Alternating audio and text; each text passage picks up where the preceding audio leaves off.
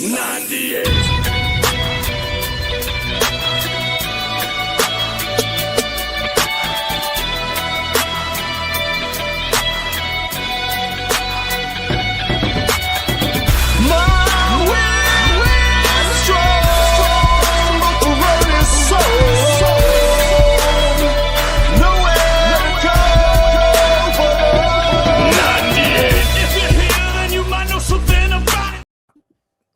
And we are live tonight on the 98 Arm Wrestling FTG Friday Night Live.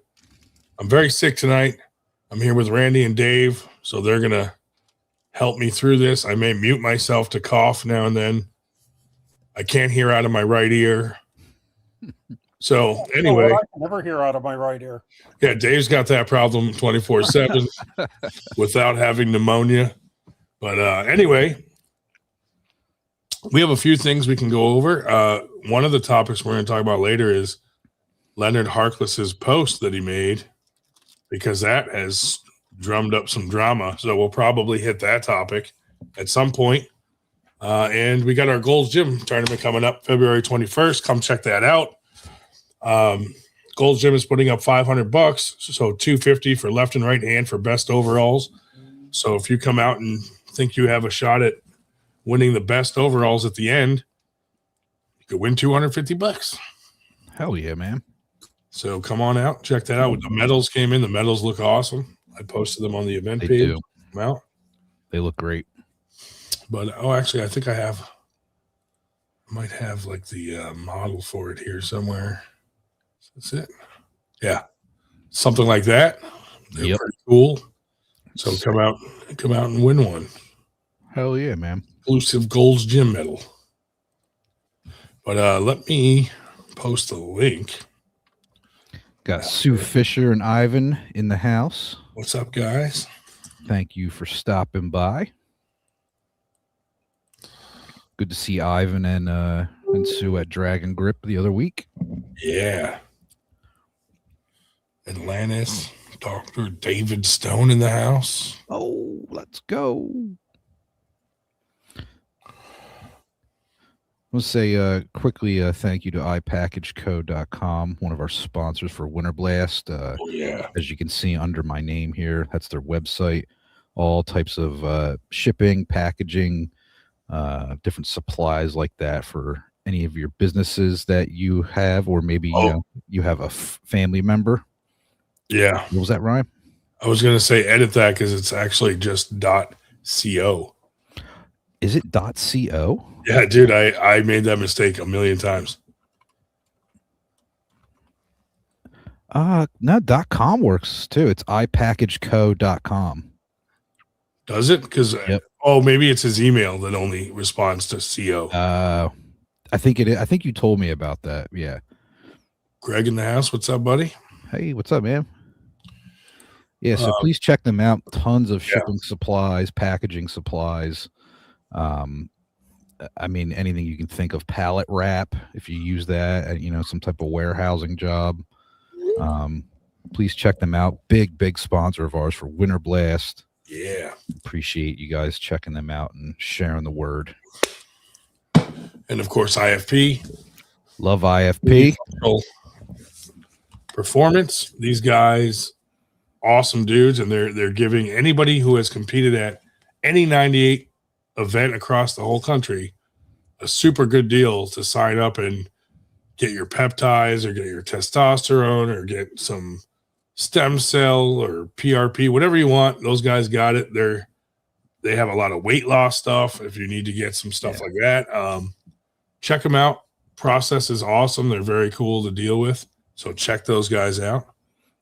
Yeah, they do so much too, like even just blood work or any other type of testing and things you want to look into with your health. So they can cover you. And you can go do blood work wherever you live in the country. Just go get blood work at your local, LabCorp or Quest Diagnostics or whatever. Yep. Candy Passmore in the house. Voodoo in the house. Voodoo, what's up? Voodoo finally got Facebook, so he's on Facebook now. Hell yeah. Go send him a friend request. Yeah, man. But yeah, I mean, a lot of stuff going on with, Leonard and Tim Lewis. I guess he got poked in the chest a few times and kind of maybe a slight shove over at Worlds. And so Leonard Harkless did a post like trying to blast that guy for pushing Tim Lewis or whatever. And Tim Lewis did not care about it and kind of told me that the punishment that the guy received was, made it okay. Like he got punished and that Tim was okay with how that guy got punished. And now Leonard decided to come out for some reason to defend Tim and say that he will no longer ref at IFA Worlds. Now, the odd part is that he said he will still ref at IFA Nationals and all the local events that they throw here in the United States. So that part to me makes no sense. Like, if you're going to part ways from an organization because of their behavior, wouldn't you do it across the board? I don't know. It'd be like saying, I'm no longer going to go to 98, South Carolina's events, but I'll go to all the other 98 events. Yeah. It's kind of an odd way to go about it. So people are questioning it, and we were going through the questions on his post, and I feel bad for Tim Lewis because nobody really knew that Tim Lewis got banned and tested positive at WADA at Worlds. So now that it's been brought to light, that could cause some problems for Tim. He could lose some opportunities because some promotions would not want to risk other people getting banned that attended an event that he's at, because that could happen with WAF. So that, I thought, was not, I don't know, if Leonard Harkless really felt like he had to defend all that with Tim, then on the flip side of the coin, if you care about American promotions and you knew since September that happened, why wouldn't you give everyone a heads up when you got back to America saying, hey, be careful, your promotion could be affected by this person that is now banned from WADA through WADA for, testing positive. So, which is it? I don't know. It seems to me like, so what Leonard said is that he got a letter from WAF or whatever, or from IFA saying, we're going to ban you as a ref if you don't respond to this. He refused to respond, so they removed him from the ref board or whatever. He's still a ref. But so now he responds with this post, which to me seems very like a retaliation for that letter and being removed, because why wouldn't you have come out about this in September when it actually happened? Why would you wait all this time to now come out and say, oh, an athlete at Worlds was, poked in the chest and this and that, and blast it now? Like, it's a lot of time has gone by. Like, to me, it's like a retaliation against IFA Worlds because they removed him because of that email. And now that could cause some big problems for a lot of promotions here that, Tim has competed at, because now you got to prove that you didn't know that he was banned. So if someone wants to go to Worlds that went to your event and he competed there, that could be a huge conflict of interest. And all of Leonard's responses are very vague and don't make much sense. So people are asking questions and he's kind of vaguely answering them. But, what was the purpose of this post, really? Because you did two things. Probably pissed off IFA really bad now. And then two, kind of brought to light what's going on with Tim, which is not good for him and not good for any promotions that didn't have a heads up when it first happened. Who checks the WADA list of banned athletes often? Nobody. Never. So, and most of that stuff in this sport is kind of like, don't ask, don't tell. They'll look the other way, So, man. Yeah. I don't know what's going to happen with all that, but I had no idea about this stuff with Tim until literally today. yeah, me either. I didn't know all this. And I was just like, oh, it sucks, you know. Me either. And I talked to Tim earlier, and he's not mad. He's like, dude, I'm the one who messed up. But some of what he was saying was there's been kind of an unwritten rule where they only really test you if you're someone that podiums at Worlds. He didn't. Well, so it was out of the ordinary. It was out of the ordinary for them to test him when he hadn't placed. Well, okay, but the point is that generally in the past they don't even test people in Masters at all. Correct. Because, when I went to the Worlds in Orlando, because they invited everybody. Yeah, they usually only do open class. In 2021, there was. I'm trying to, and I don't want to name names here because I could get the name wrong. But the big joke was that one of the big names of the sport showed up and who could have pulled open, specifically only pulled Masters because he didn't want to be tested because he knew he'd basically bomb out. Greg asked, last week I passed my WAF advanced junior test for reffing. I'm wondering if that disqualifies me from being an IFA ref. It doesn't, unless if you get both certifications, you probably could not ref at WAF Worlds. But if you have no intentions of being a ref at WAF Worlds, then you're probably all set to ref the local stuff here in the United States. I mean, someone would have to really put a big stink up about it to get that noticed. But there's plenty of refs that have both certifications. The other thing I just noticed today, I don't know if this is coincidental, I was making up the posters to put up on our clubhouse wall for the various upcoming events, including the 2 nationals. And the IFA nationals in Dayton is only 1 day, which is traditionally 2 days. So I'm not sure if that was cut back because they, have expecting to have a lower attendance or whatever. They still have a gazillion classes, as they always have.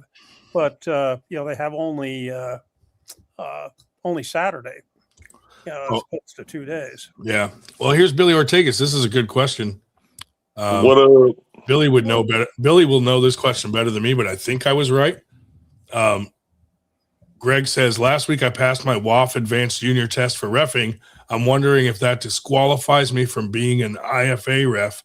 And I told him, there are plenty of guys that have both. However, it would probably prevent you from going to ref at Worlds. So is that person in the United States? I believe so. Yeah. Well, then he didn't get a walk. He didn't get a walk, or maybe Canada. I don't know. Now maybe Canada, but for here, this is a big I hear a lot of people running around. You can't here in the U.S. You can't get a IFA. A true IFA or a WAF certification. You can get the subsidiary side of this stuff, right? You can get the USAA through Leonard, which is basically kind of the subsidiary of IFA. Yeah. Or you can get the USAF version that Simon, they put seminars there. Oh, he's in Canada. So yeah, Canada's set up differently. He could probably get his WAF there. But yeah, I mean, that just considering there probably would be some conflict in trying to do both for sure. Now, up there, because they have, Canada's a little different. Canada's a little bit more on the official side when it comes to that kind of stuff, Yeah. So. But yeah, we were trying to decipher Leonard's post, and it's very difficult to decipher. So this is the thing with me, right? And I'll use an actual example for me. So when the WSA thing went down. Yeah. All right. And I took the stance that I took. The way I'm reading what Leonard's trying to do is if I said, look, I don't agree with what just happened. Me personally, I'm not going to go participate in WSA events or whatever like that. But my organization, TAL, is still going to hold a WSA qualifier for them. Yeah. Because I separate myself from, well, you can't do that. You literally cannot. You cannot walk around in one breath and be the representative of USAA, and then in the other breath say that what you're doing doesn't represent them. Yeah. I get to separate myself anytime it's convenient. No, sorry. Yeah, that's part of the weird part. Like, you can't say I'm not going to ref it at IFA Worlds, but then say, but I'm still going to ref the IFA Nationals. And distinguish between the two. It's kind of strange. Yes. The other kind of weirdness or complication, am I correct that the Canadian national team is IFA affiliated? They have been to IFA events. I suppose what I'm asking is there a WAF affiliation in Canada? Yes, the CAF, the CAWF is, yeah. Because I was wondering, because I know the Canadians were about the only international group we had at any number at the Worlds in Orlando in 21. But the WAF Worlds is going to be in Canada next year. Yeah. Well, I mean, Canada's just like everybody else. So, you have designations that went IFA, and then you have some that stayed WAF. Well, but Canada then is which? There's both up there. Okay, that's what you like to say was kind of the oddity. Yeah, and see, and there's been issues that arose from that, right? I can't remember that girl's name. She went and competed at IFA Worlds, and then turned around and wanted to attend something WAF, and she was prevented because they were like, well, I don't know if you guys remember that. Remember where she paid a guy up there some money to be reinstated, and then some shit happened? Yeah. Her name is escaping me, but I remember that. Yeah.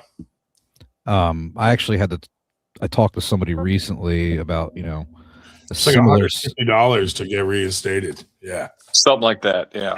And you basically have to promise that you're not going to compete at IFA again, basically. Yeah. I spoke to someone recently about that, about, some of the aspirations they have. And I was like, listen, if you go to IFA, you're going to have to pay a fine and try to get reinstated. And then you're not going to be able to go back to IFA. And they weren't aware of that. And I was like, I know. I was like, it's the politics of things with the different organizations. I was like, but I just wanted them to at least be aware of it so they weren't surprised when something happens. Yeah. So, well, the funny thing is the guy didn't give that money. He just kept the money and she didn't actually get reinstated. So she was like, well, I paid. Why am I getting banned from this? Yeah. And then it came to that guy took money for her to get back in good standing, and it was all bullshit, basically. And I'm like, how many people has he done that for? Yeah. Well, it was something, and it all gets muddy, right? Because technically, I think if I remember correctly, she wasn't on the list yet for being banned. Yeah. But because they had knowledge and all this stuff, so yeah. But the Tim Lewis thing is really I'm like you. I think it sucks for him. I mean, it is what it is. He did fail a test, but and he's fine with that. He's like, I know I messed up. Yeah. I mean, you can't help but own it. I mean, but the problem is that the gripe with it was that one, they never ever in the past tested masters, and they never tested you unless you were someone that like you were in open and you were someone that actually podiumed. So here's the thing. I mean, even though it's in their rules that they can do that. He said it was kind of an unwritten rule that they kind of leave masters alone and stuff. Well, it may be possible, but I mean, at the end of the day, they have the ability to test anybody they want to. So, yeah. But the thing about it is like this coming to light, and it kind of sucks because you want to be sympathetic to like Tim, right? You don't want to but at the same token, like I'm very surprised that our U.S. representative to IFA basically has not said anything up until this point, and we found out this way. And Tim's competed at organizations in which this type of thing can come back on them. That's what I was saying earlier. Like, they've known since September and didn't say a word, and now all of a sudden Leonard gets that letter and chooses to ignore it, so they remove him, and now he comes out about this. And Tim was saying he didn't even care. Like, the guy poked him in the chest. Well, here's the thing. He didn't care about that. He said, that guy got reprimanded in a way that I felt was fair. I'm over it. He doesn't know why Leonard would choose to bring that up on Tim's behalf to defend him, because Tim's like, I can defend myself. And now bringing to light that Tim is on the banned list, like, what about all these super matches he's done all around? Like, what if WADA or WAF decided to, like, start reaching out and be like, hey, you need to prove that you didn't know that he was on the ban list? I mean, which, up until this point, should be the case. But, moving forward now, I mean, if you run an organization or you're part of an organization that wants to continue to try to legitimize the sport, we can disagree with, the organizational bans that we have and, between orgs and stuff. But the anti-doping thing is something that goes way beyond that. Yeah. No, that's a serious. And if you don't give a shit, then hey, whatever, but there's going to be a lot of organizations that aren't going to touch that with a 10-foot pole. The other, I know I won't here in Texas, knowing what I know now. So, oh yeah. And the other complaint Tim had was originally the person that banned him told him 2 years. Then the board told him, no, that's a 4-year ban. And they said, but since there's some confusion and we feel bad, you're only banned for 3. And that whole thing wasn't consistent either. Yeah. Well, I can understand his frustration for that. I mean, and then you look at some of the things here, like Simon, for instance, through a qualifier and tested a kid. The kid couldn't urinate, and he said, just fill it with water. I'll handle it. And I'm like, well, there goes the validity of all that in America. Yeah. Well, I mean, look, let's just be honest. There's a lot of that stuff that in that same area that probably goes on with a lot of organizations. I mean, not to the point of drug testing, but like, how many organizations you think, somebody steps on a scale and they're like, oh, you're a half a pound over, not a big deal. Or, let me take you. You just weigh 10 pounds over. Let me take you in the bathroom and somehow you're going to, miraculously make weight, So like, these types of things kind of happen. It's all not the time. The UFC where they're, where it's like a kind of a governed and like a sanctioned sport. Yeah. Where they have sanctioning, bodies over top of the UFC, other MMA organizations where, they're pretty by the book on a lot of stuff. You know, like you're saying with weight and everything else, like if you're a half pound over, you're not fighting, for the title or whatever. Yeah. So, Ray, and what's up? And Billy Ortegas is going to be on the Puller's Pit. Yeah, buddy. What, next week? Yeah, I think he just got a new job, so I think we had to change it from Tuesday to Wednesday. Nice. So yeah, we're gonna do that on Wednesday. I think. Tune in and watch that. See how is he doing them live or is he pre-recording them still? The one I didn't ask him. Pre-recorded. I don't know if yours is going to be live or not. Oh, okay. It doesn't matter. I was just yeah.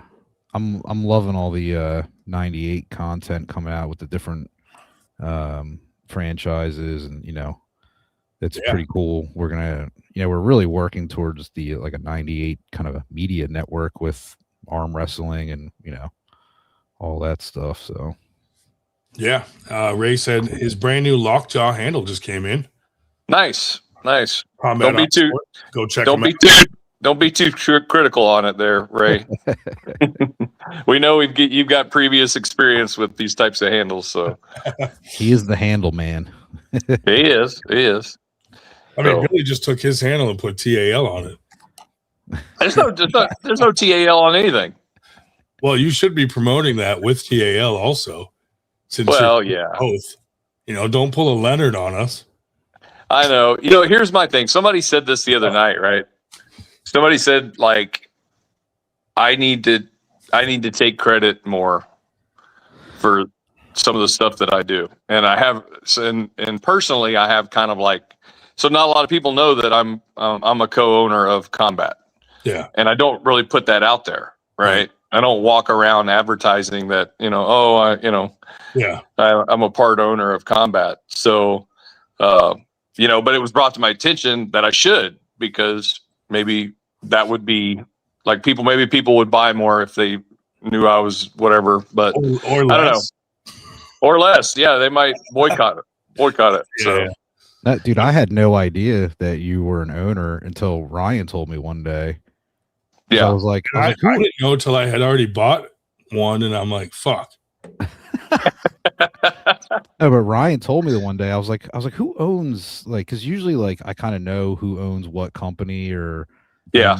And he told me, I don't know what your percentage is in your ownership stake or whatever, but I was like, oh no shit, like I had no idea. So for me personally, like if I'm a fan of yours, or like I respect you as a ref, I'm like, I'll go buy that guy's table. Well, that's kind of the way it was presented to me, was like, there's a lot of people out there that like you, and it could be a deciding factor. And I'm just like, I don't know, it feels just kind of weird running around, Yeah. I think there's a fine line where you're like, obviously, some people might really push the sale pretty hard. But if it's like, if it's just known and it's out there, where you're not like a used car salesman where you're trying to like ram it down Exactly. throats. Yeah. Dan Swords from VAL says, we love your Combat tables, Billy. Yeah. Yep. They use them a lot. Ray. Ray said, Randy, I got that discount code for you with a fresh new batch for you. Oh God. But, So same thing with TAL, right? It was like, you should, and I'm just kind of like, I just do what I do. Yeah. And hell, there's been some people on our team that have been on our team for a while that didn't know that I run the TAL. That's crazy. And I kind of like it that way, because like, it's like, I don't like feeling like I'm like somebody, right? Yeah. You like to be in the background. First table I bought was Combat, great table. Yeah, I've limited experience on tables, but a bunch of tables I have pulled on, Combat Arm Sports are the best in my opinion. So, and it's kind of like, it's not good for business, but like Randy, you'll never have to buy another table. Nope, probably not. Like you literally like, and here's the thing too. Like I've seen some guys abuse tables, right? I've walked up and like, I'll tell you, I'll just say it. I went to Florida and those guys had bought some Combat tables and they destroyed them. Well, that's funny, dude. Those guys are weird. Yeah. I walk up on it and I'm like, what in the hell did y'all do to these tables? On it to paint their fucking houses and shit.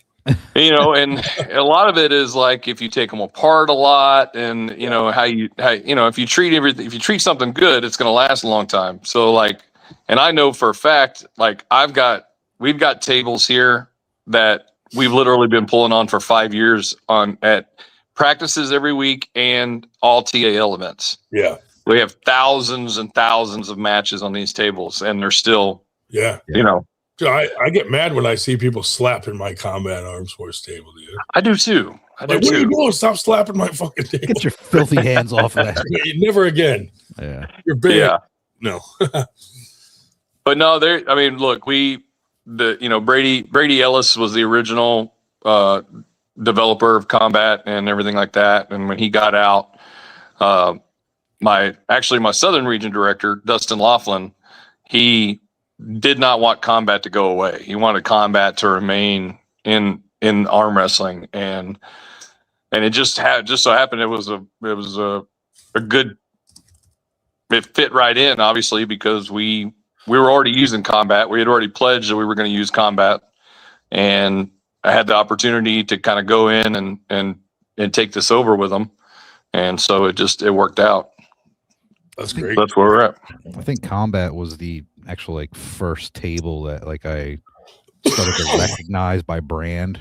You know what I mean? Yeah. Like the branding and everything. I was like, when I first started getting into the sport, watching YouTube and stuff, I was like seeing this name in a bunch of different videos. So that's, you know, that's a good brand recognition thing too. You know, you guys have been around a while, you know, you make quality products, people can recognize a logo. So, you know, I encourage everyone always to check them out. And, Definitely. you know, it's not the Walmart $300, $200 table. You know, those Look, it's not if people need it, you know. Yeah. But and look, everybody's got different budgets, and it's definitely not a budget table. It's something that you know, just like I think readily available tables. You know, the Mazarinkos their prices have gone up, so they're a little bit more expensive now. If you were to like try to buy a Mazarenko and get it shipped over here and stuff like that, Mazarenko is obviously another you know, great table to have, especially in a tournament setting, you know. So that, you know, that's kind of like if you got the ability to get one and you're looking at something that's going to last forever and have the ability to change themes, you can change the covers on them, you know, and stuff like that, then, you know, Combat's the way to invest. But you know, the Mazarinkos are good. They you know, they serve a different purpose. It just depends on what you like, you know, like Mazarinkos, they have the harder pads, you know, different chain, you know, pad swapping system, stuff like that. So, you know, it kind of just depends on what you like and where you want to go. yeah. Ray says, I had 9 Combat tables when I owned Country Crush. I need to get another one. I love the little table that came with my order. Oh yeah. So Ray was actually we did a little promo where, we have these new lockjaws and we made a bunch of them. So we realized, you know, hey, we need to get them out there. So we're doing a lot of different little things with them. And we did like a little promo where we offered the mini Combat table with next 3 online orders. So Ray was actually the last one to get that on that promo. I think I got one when you did my order for the signs and stuff. Oh yeah. Yeah. But yeah, Hey. I mean, as a promoter, being able to order a new top and put your sponsors' logos on it, like you can get sponsors, and that can be an option for them to sponsor your event, and you can throw their logo on the custom top and Absolutely brand it around your sponsors, which I need to do soon. Yeah, I mean that's one of our packages that we use here at TAL. Like, when you get a particular tier and sponsorship, then you know you get your own table cover, and that's, you know, it gets on stage at every event. So yeah, it's a nice option to offer. Same with the signs. We actually just had some decals made, and we could stick them on the sign and then remove them later. You know, for sponsors to be on the number sign, because you know, Combat makes numbers for them, which are really cool, hang from the table. So, you know, I see a lot of promotions that have just came up with that. A piece of paper with that is the reason why I came up with it. I was like, you know what? We can do something better. I'm tired of seeing we were seeing this at like national level events and stuff like that, where they tape a piece of paper with the number 2 written on it. Yeah. And I'm like, we can spend $800 on a table. We can do, you know, spend all this money here, but we can't, like, this is the presentation. Yeah. You know? Yeah, that was a good call. No, but I have seen a lot of people. I mean, I've seen some people order them that don't have Combat tables, you know, and they're just retrofitting them to like their regular tables, which is fine. Glue a couple of magnets to it and you're good to go. Yeah, you could totally do that. Yeah. No, I think it looks real professional, and I think that was a good decision to make those. That's great. Yeah.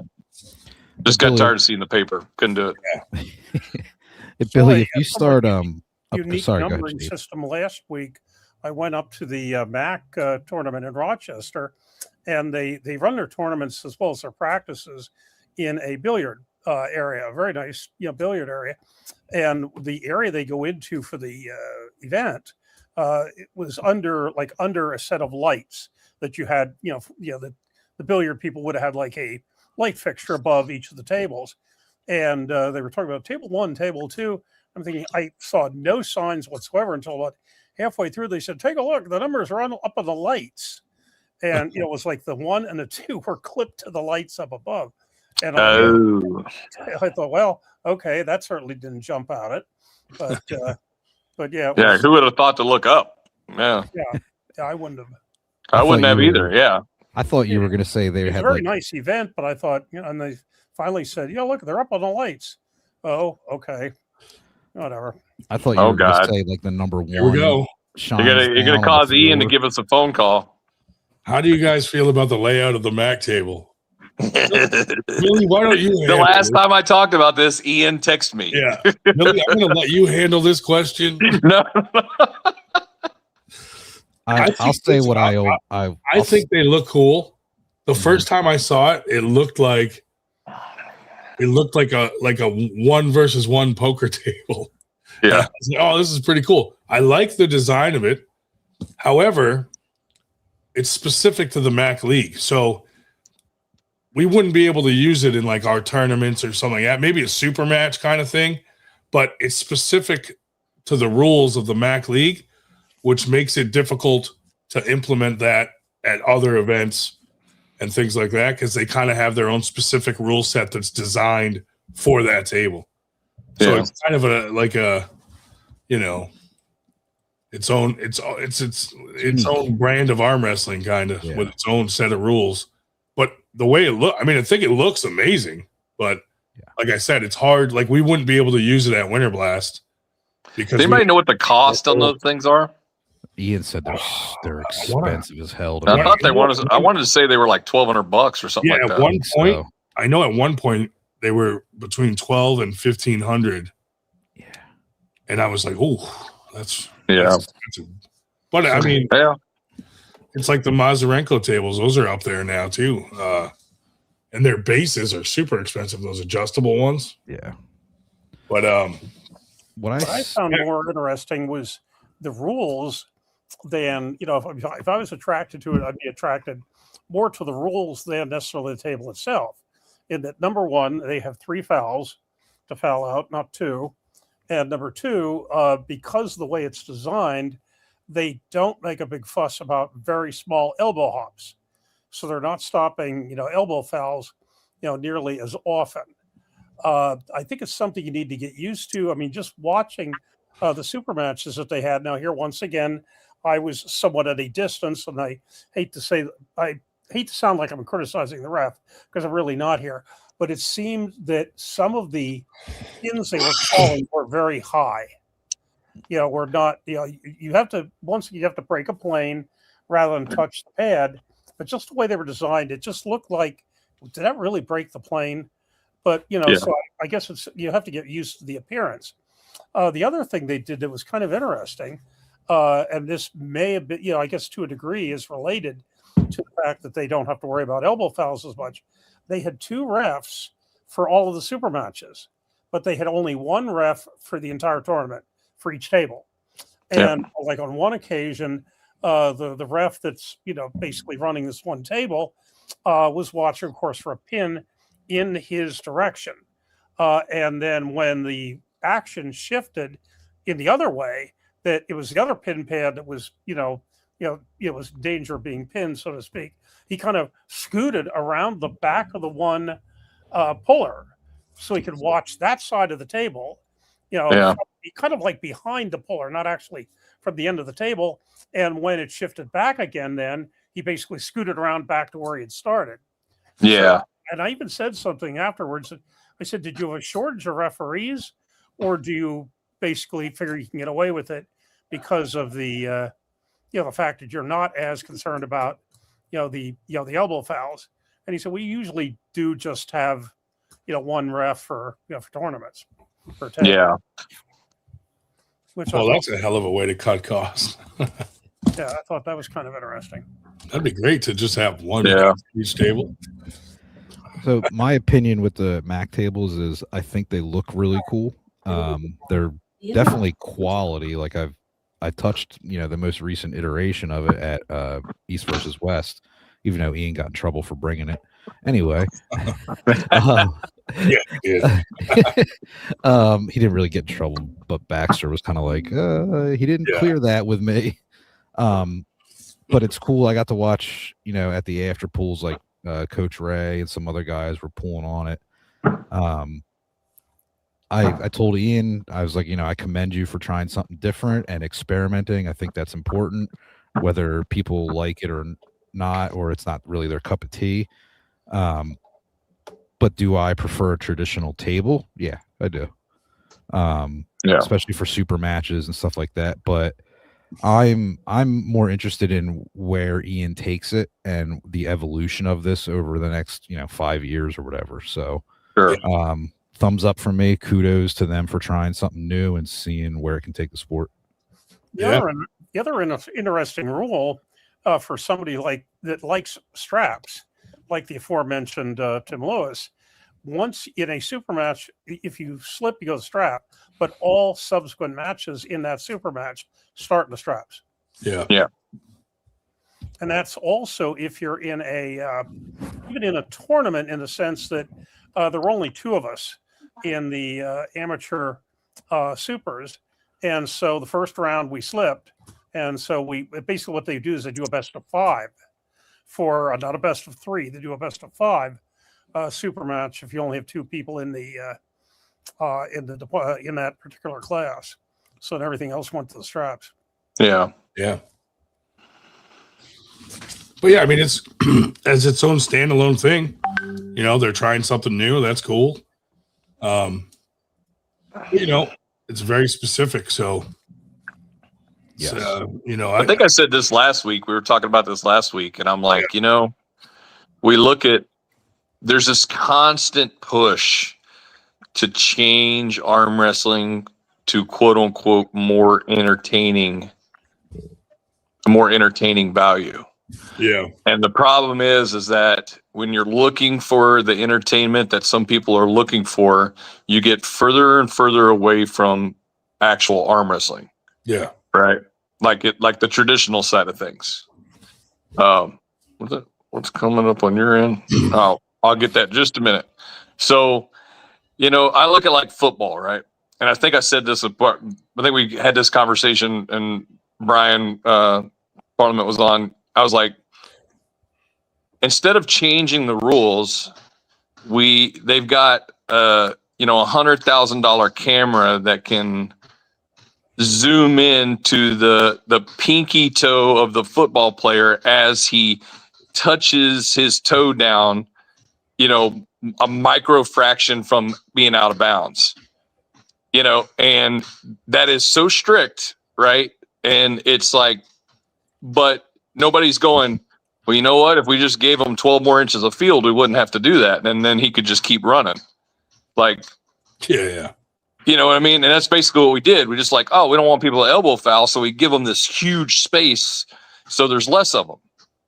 Okay. Well, I mean, look, there's time and place for different formats. So there's definitely a time and place for Mac anywhere at any time, but I think I think what you might end up having, and people have said this before, is that if you get a particular subgroup of people in a particular area that there's a high concentration of Mac and they're consistently pulling on these tables at practice now and at tournaments and stuff like that, their performance when they go out of that circle is going to be a little bit different when they go back to like a 7x7 pad.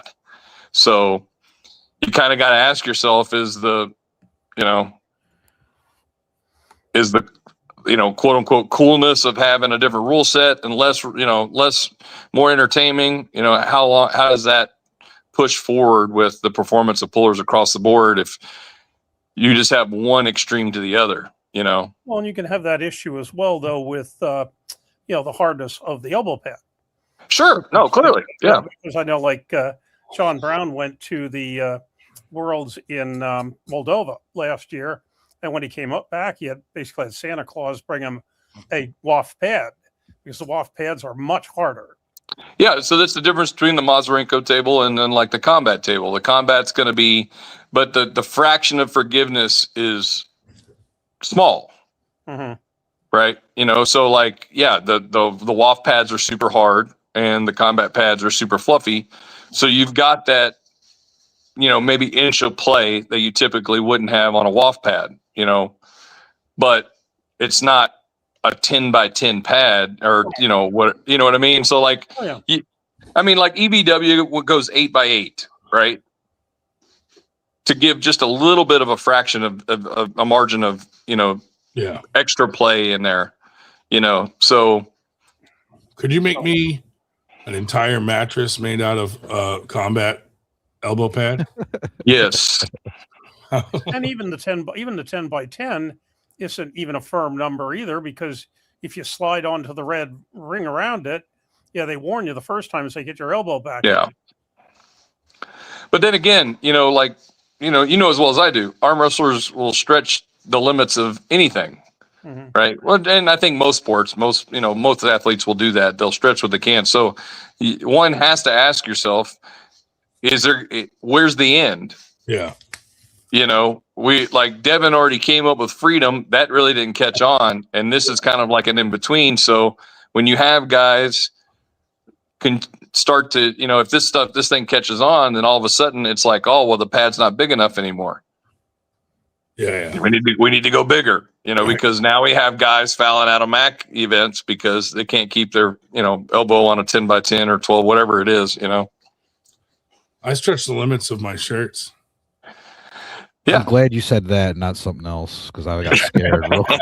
That was tame for me. I was like, oh no, where's he going? But somebody had asked what we had coming up. So February 21st is our first event of the year. And Corsicana, Texas. That's our Central Region event. That's what we have coming up next. Yeah, like Mike is saying right here, I kind of prefer a hand or a knuckle getting buried into a pad. The parallel pin, I think, is sometimes tough to call, or maybe, I mean, you know, I haven't reffed really, but it looks like could be maybe difficult to call. I like seeing a hand get buried personally, but that's probably the fan side of me. Well, you got to remember in all intents and purposes, that's another 3 to 4 inches that the arm has to go down.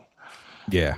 You know what I mean? So are you adding an element of danger to that when you're doing that? Good, you know, point. Because the elbow's still, you know, 2 to 3, you know, 2 inches up on the elbow pad, and you're now requiring the hand to go that much further down, you know. Yeah, and you're also good. That's a good point. Plus, you're also not always, a pin doesn't always occur over top of the line or on the pad as well. It can be in a little bit of a different position. The way it depends on how the match goes. So that's a good point, though. I didn't actually think about that. You would be right. I would say a higher number of. Well, I mean, maybe 50-50, 60-40. Are parallel pins, meaning that they're not touching the pad and they're breaking the line. Yeah. Right. So if you're requiring that hand to be buried in there, then you're going to force that puller's losing hand to go another 2-3 inches, which, I mean, you know, as well as, I mean, everybody knows that millimeters make a difference between an arm break or an injury or. Yeah. I mean, think about the King's move, right? Most of the guys that are right there at the pin line are almost straight arm. Now you're having to force that hand down another, you know, which the arm's not going to bend that way. It's going to hyperextend, you know. Yeah. Can look a little ugly. I've seen some promoters use taller pads for like first timers and amateurs and stuff. Yeah, just to get rid of the risk of arm breaks a little bit more. Yeah, I mean, I've seen that happen. Yeah. Yeah, that's interesting. Seems like nobody likes parallel pins tonight. Yeah, I get it. Like, if you're just throwing out all the other, safety concerns, which, as a ref, it is part of your job to try to help keep these guys safe as much as possible. But, yeah, I mean, I guess it just looks cool when a guy gets his hand dumped into the pad. You know what I mean? It's Sure. It's a little different from an entertainment.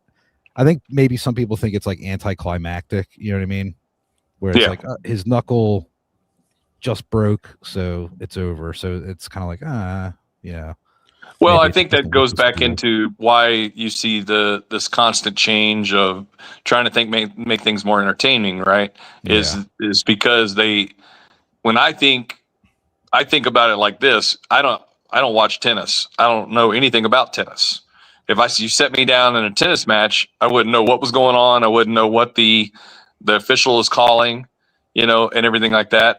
Now, do we change tennis because I don't understand what's going on, or does there need to be more education on, for fans to be able to look and see, okay, what's actually going on the table? And then, it's just like, look, Randy, you've been to events where you've had got people that have never arm wrestled before come up to the table, right? Mm-hmm. What's the first thing if you spend 20 minutes on the table with them or less, one of the things they always say was, I did not realize this much went into arm wrestling. Oh my God. Yeah. They just think you're literally grabbing hands and you're just going to one side or the other. Yeah. They don't realize the difference between pronation and supination, or rising, or, capping your thumb and not capping your thumb. And so it's like, once you have the ability to explain all that to them, then they're interested because it's so complex, right? Yeah. We just don't have the ability to do that in real time with fans sitting in the crowd, unless you've got a commentator that's really good about commentating like what actually might be happening. Yeah. Man, you bring up some good points though. Yeah, if I start with somebody the first practice they've ever been to at a practice, I'll say, okay, show me what you would do if you're in a high school cafeteria or in a bar. And, invariably, of course, it's all, side pressure and all arm. And then it's like, okay, now we're going to add a couple of things. Yeah. Yeah. Billy, when are you going to have lights on the table? Green and Never. I don't like I'm not really sure about the consent lights. Yeah, I get it conceptually. I just wonder how it actually goes in a real competition setting, Because I think inevitably what you end up in ref script every time, and then we've done nothing. Well, that's like, I brought that up too, where so two guys are gripped up, one guy consents, and then the other guy goes to consent, then the other guy doesn't like what he feels all of a sudden, then unconsents. Like, how long? Like, can you unconsent? Because that's I think the concept is that once you consent, you press the button, and then it's like a pressure, right? And then if something changes, you let go, and then not until both lights are green does the referee go ready go, or what? I mean, I don't even know what the real concept on that is, but inevitably I see nothing but ref scripts. Where's the button? Where is the button on the post? Yeah, it would be like on the post, or like right somewhere you could, with your offhand, or on the side of the table, like Randy said, or something like that. Yeah. So, yeah. Hey, be careful there, Ray. You know who made those pads, right? Why can't we put laser light like in Mission Impossible, and if it touches the laser, it disappears? Your hand gets burned off. A lot of people have talked about sensors and all that kind of stuff, and I mean, it comes right back down to, why don't people buy a combat table rather than, this? It's the more you're going to add to these things, the more expensive they're going to get. Oh yeah, imagine a fully automated table. Exactly. I mean, look, the automated, like you said, the automated risers, right? You put the bar in, I mean, those things are, very expensive.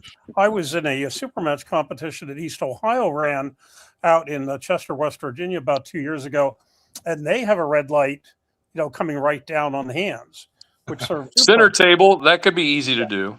Yeah. It served two purposes. First place, it showed that it was, that they were at the center of the table, and secondly, the way it was mounted, independent of the table, it showed if the table had moved, so that it was, getting out of position for the video. Sure.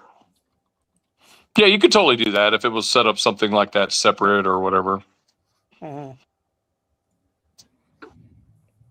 Yeah, there's a lot of things you could do with tech, but again, like sorry, I had to post that content.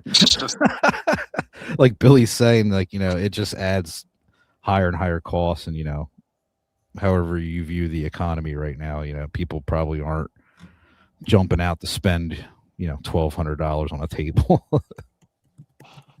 But yeah, I mean it's like that. I mean, a month on DoorDash.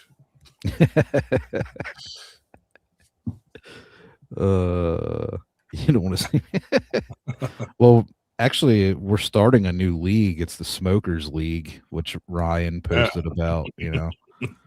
Both competitors must be smoking The a certain that I type was of cigarette. envisioning during that was John Therian. Yep. Smoking a cigarette while arm wrestling. I'm like, this is his league, man. I sent Ryan a clip of a guy that only like deadlifts while he smokes and stuff. I was like, can we do this but for arm wrestling? He's like, I'm gonna do it right now. I brought up one too, like in my warehouse at work. It's pretty cold, so some spots we have like heat lamps, so you can just quick, warm up. It's like, what if we just surrounded an arm wrestling table with heat lamps, and the guys, And everybody'd be sweating like Jerry. I'd be drooling all over. You're gonna need a pool underneath the table to catch all of it. There we go, Drew. The Cocaine League. Now we're talking, buddy. I'm pretty sure some leagues are already Some the guys Cocaine are League. here, Dude. probably. Oh my god. Oh my god. Never mind. I rescind my comment. That's funny. Oh man. But yeah, anyway, back to bashing. Leonard. No. I just want to quick say too, if you guys see underneath my name, we're having Reichard Borman's brother on tomorrow, 12 p.m. Eastern. Gonna talk to the young man from South Africa. Excited to see, how much training they've been doing over there and everything. So we'll be live tomorrow, 12 p.m. Eastern. It'll be about 7 p.m. South Africa time. So yeah, please come by and check it out. Gotta love those Borman brothers. Yeah, man. Excited to see them. This I think one of them might be pulling in the Germany card at FIBO potentially. Yeah. So that'd be cool. So, or are we going to have the EVW in Arkansas or what? Robert is saying it is very, very highly likely. Yeah. Which I really, if I can make it there, I'm going to try to get down there because I would like to do some more coverage and stuff like that. Like, we talk about with Ryan doing, kind of like the 98 media coverage stuff of different events. So that could be something fun we could do. And,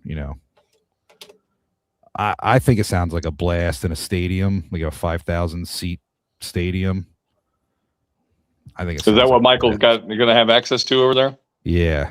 Yep. It's like a 5,000 seat stadium. He said that they held a sumo competition and it sold out in Hot Springs. Sumo Sold out. I mean, so he's like, I could have got in that one.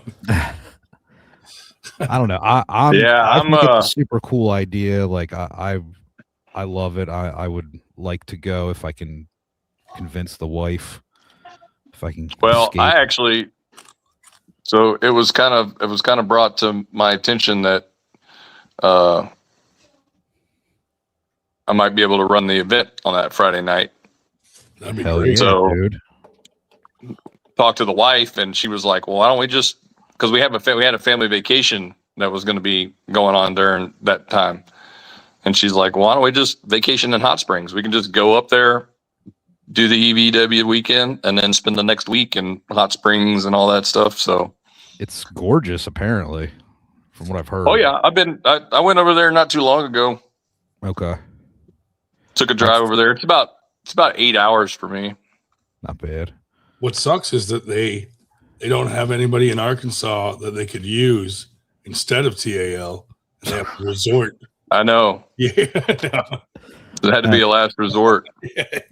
No, I but mean, that's awesome. If you run that, that'd be great. If you're running that, I mean, that's even more of a reason that, you know, it'd be cool to get down to that. Yeah. I wish I Yeah. could, like I was saying earlier today, I wish I could travel all over the place and just hit all these events everywhere. It'd be Oh, it's Yeah. hard. It's hard to be a pick. lot of fun. Yeah. It sucks, man. It's like, you know, you really do have to pick and choose. It's like you got to sacrifice some to go to one, and then I kind of feel bad, you know, that I can't hit everything. Oh, nice. Well, it's like Paul Cinco, we're stopping by Hot Springs on our Oh, road trip to Winter Blast. That's awesome. hell yeah, Nice. buddy. Well, it's like with me, you know, I keep getting, you know, I'm getting more and more requests to go to events and stuff like that. And like I run 5 to 7 events here in Texas already, you know. So Yeah. it's like finding time to travel out and do how to separate myself from TAL and go out and ref and stuff like that. Well, and not only that, so you have TAL, you're part of a business, you own part of a business, and then you also have a regular, you have a career also, right? Oh You yeah. work. Yeah. So it's like, and you have a family, you know, you got your wife. And so it's like finding the time is tough, man. Oh yeah. But that sounds like fun, man. I hope you get that opportunity. That would be really awesome. Yeah, Paul said he actually talked to Michael Todd, and he's going to meet up with him and the kids, and he's kind of stoked. That's Nice, awesome. dude. Nice. Yeah, I'm really hoping that event happens. Maybe one of the Bornman guys will get on that card because they did stay with Michael and Rebecca. So I would think they would probably try to give one of those guys a pretty big match there in June. June 6th is what they're shooting for. It's the 6th now. Yeah, I believe it's the 6th, which is first weekend in June. So Mm-hmm. man, put it on your calendar because it sounds like it's gonna happen. Yeah. What do you do for your main job, Billy? Should we do let's do a poll. See what you guys think. see what people think? So Only I work. 10%. I'm basically a conductor for a railroad. I've been doing that for 23 years now. How do you like it? Pays the bills. So you just ride around on the train all night? So basically I did that for a while. For like the first 18 years of my career, I was on what we call the road. So I would get on a train like here in San Antonio, and I'd take it to like Houston or these different places. I'd stay overnight, and I'd bring a train back. Yeah. And then we do everything based on seniority. So at some point I got enough seniority to start holding what we call a regular job with regular days off and stuff like that. So, and I've been doing that ever since. Great. And That's cool. since we abolished cabooses, I presume you're up with the engineer. Yep. Nice. That's pretty cool. It's interesting. Yep. So, I do that for my full-time, my real life job, and then everything else in between. Have you ever been to Hogwarts? Yeah, all the time. Doesn't Paul Cruz work with something with trains? Yeah, he's in New living York. along the railroad, but he's at either Grand Central or Penn. He's not Okay. he's not on the train. Yeah, In his gotcha. job. He takes the train to work, but then he works in an office. Gotcha.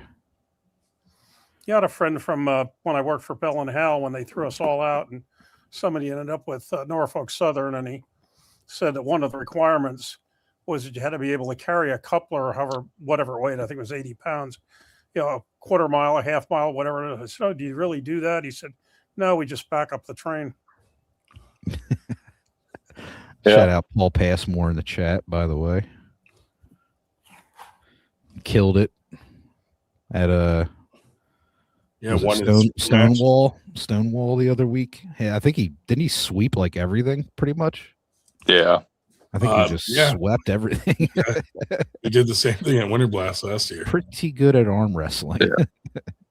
Yeah, me and Ryan were talking about that, and I was glad to see that Ray was able to go down there and head ref those matches.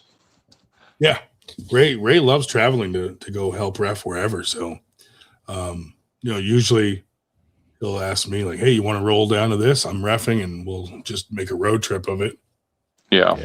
I felt bad because I was sick that day, and Still sick. Yeah, I'm still sick, but it was a long day to feel like that and be there. I was trying to stay away from people so I didn't get anybody sick, and but yeah, awesome event, cool venue, and the VAL guys always put on a good show. So shout out to those guys. Yep. Is it you folks who are going to merge with Norfolk Southern or somebody for the National Railroad, or is that BNSF? No, it's Union Pacific and Norfolk Southern, but the STB put a stop on their merger application, saying they needed a lot more info and stuff like that. Paul Passmore in the house. What's Ryan, up? you did great on the live stream, there dude. he is. I was not feeling very well, and I didn't bring up semen once on their live stream. So I'm very proud of that. I got to corner Paul Passmore. That was fun. Yeah, that was fun. Paul, get your mind in the game and get out there and do this thing. And he did it. Yeah, that was a good tournament. That was pretty well run, wasn't it? Yeah.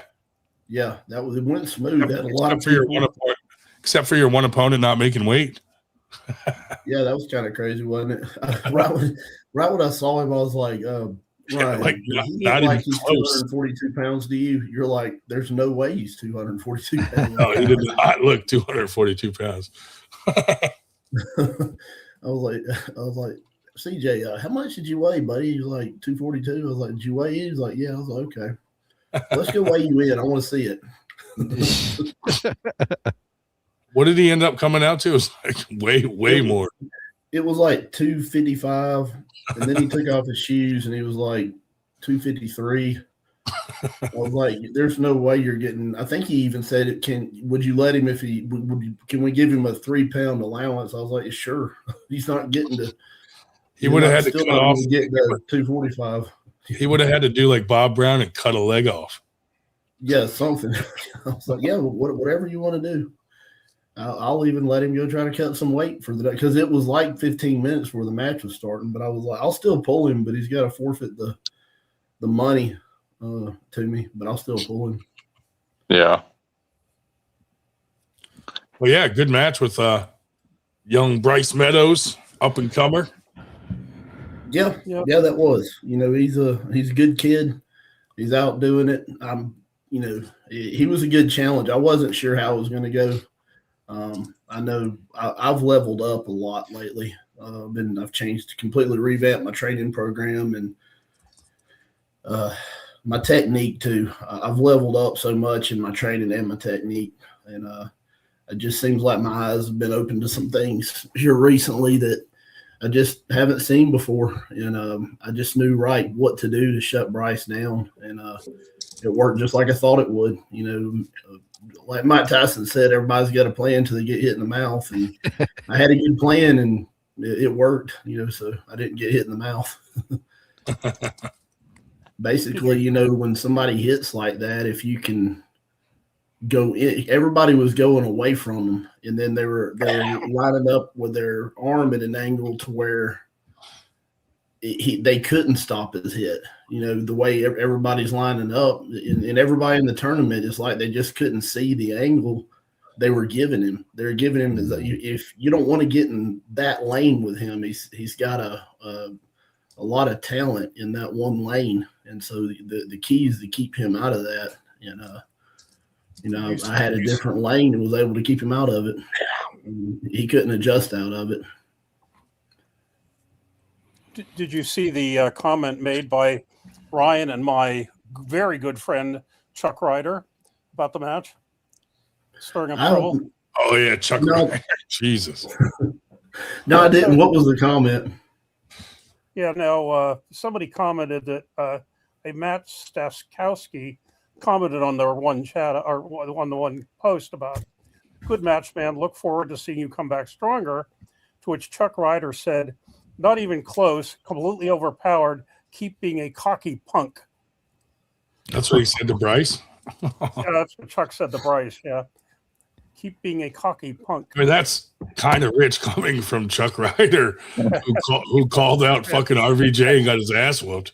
And people said, who the hell is Chuck Ryder?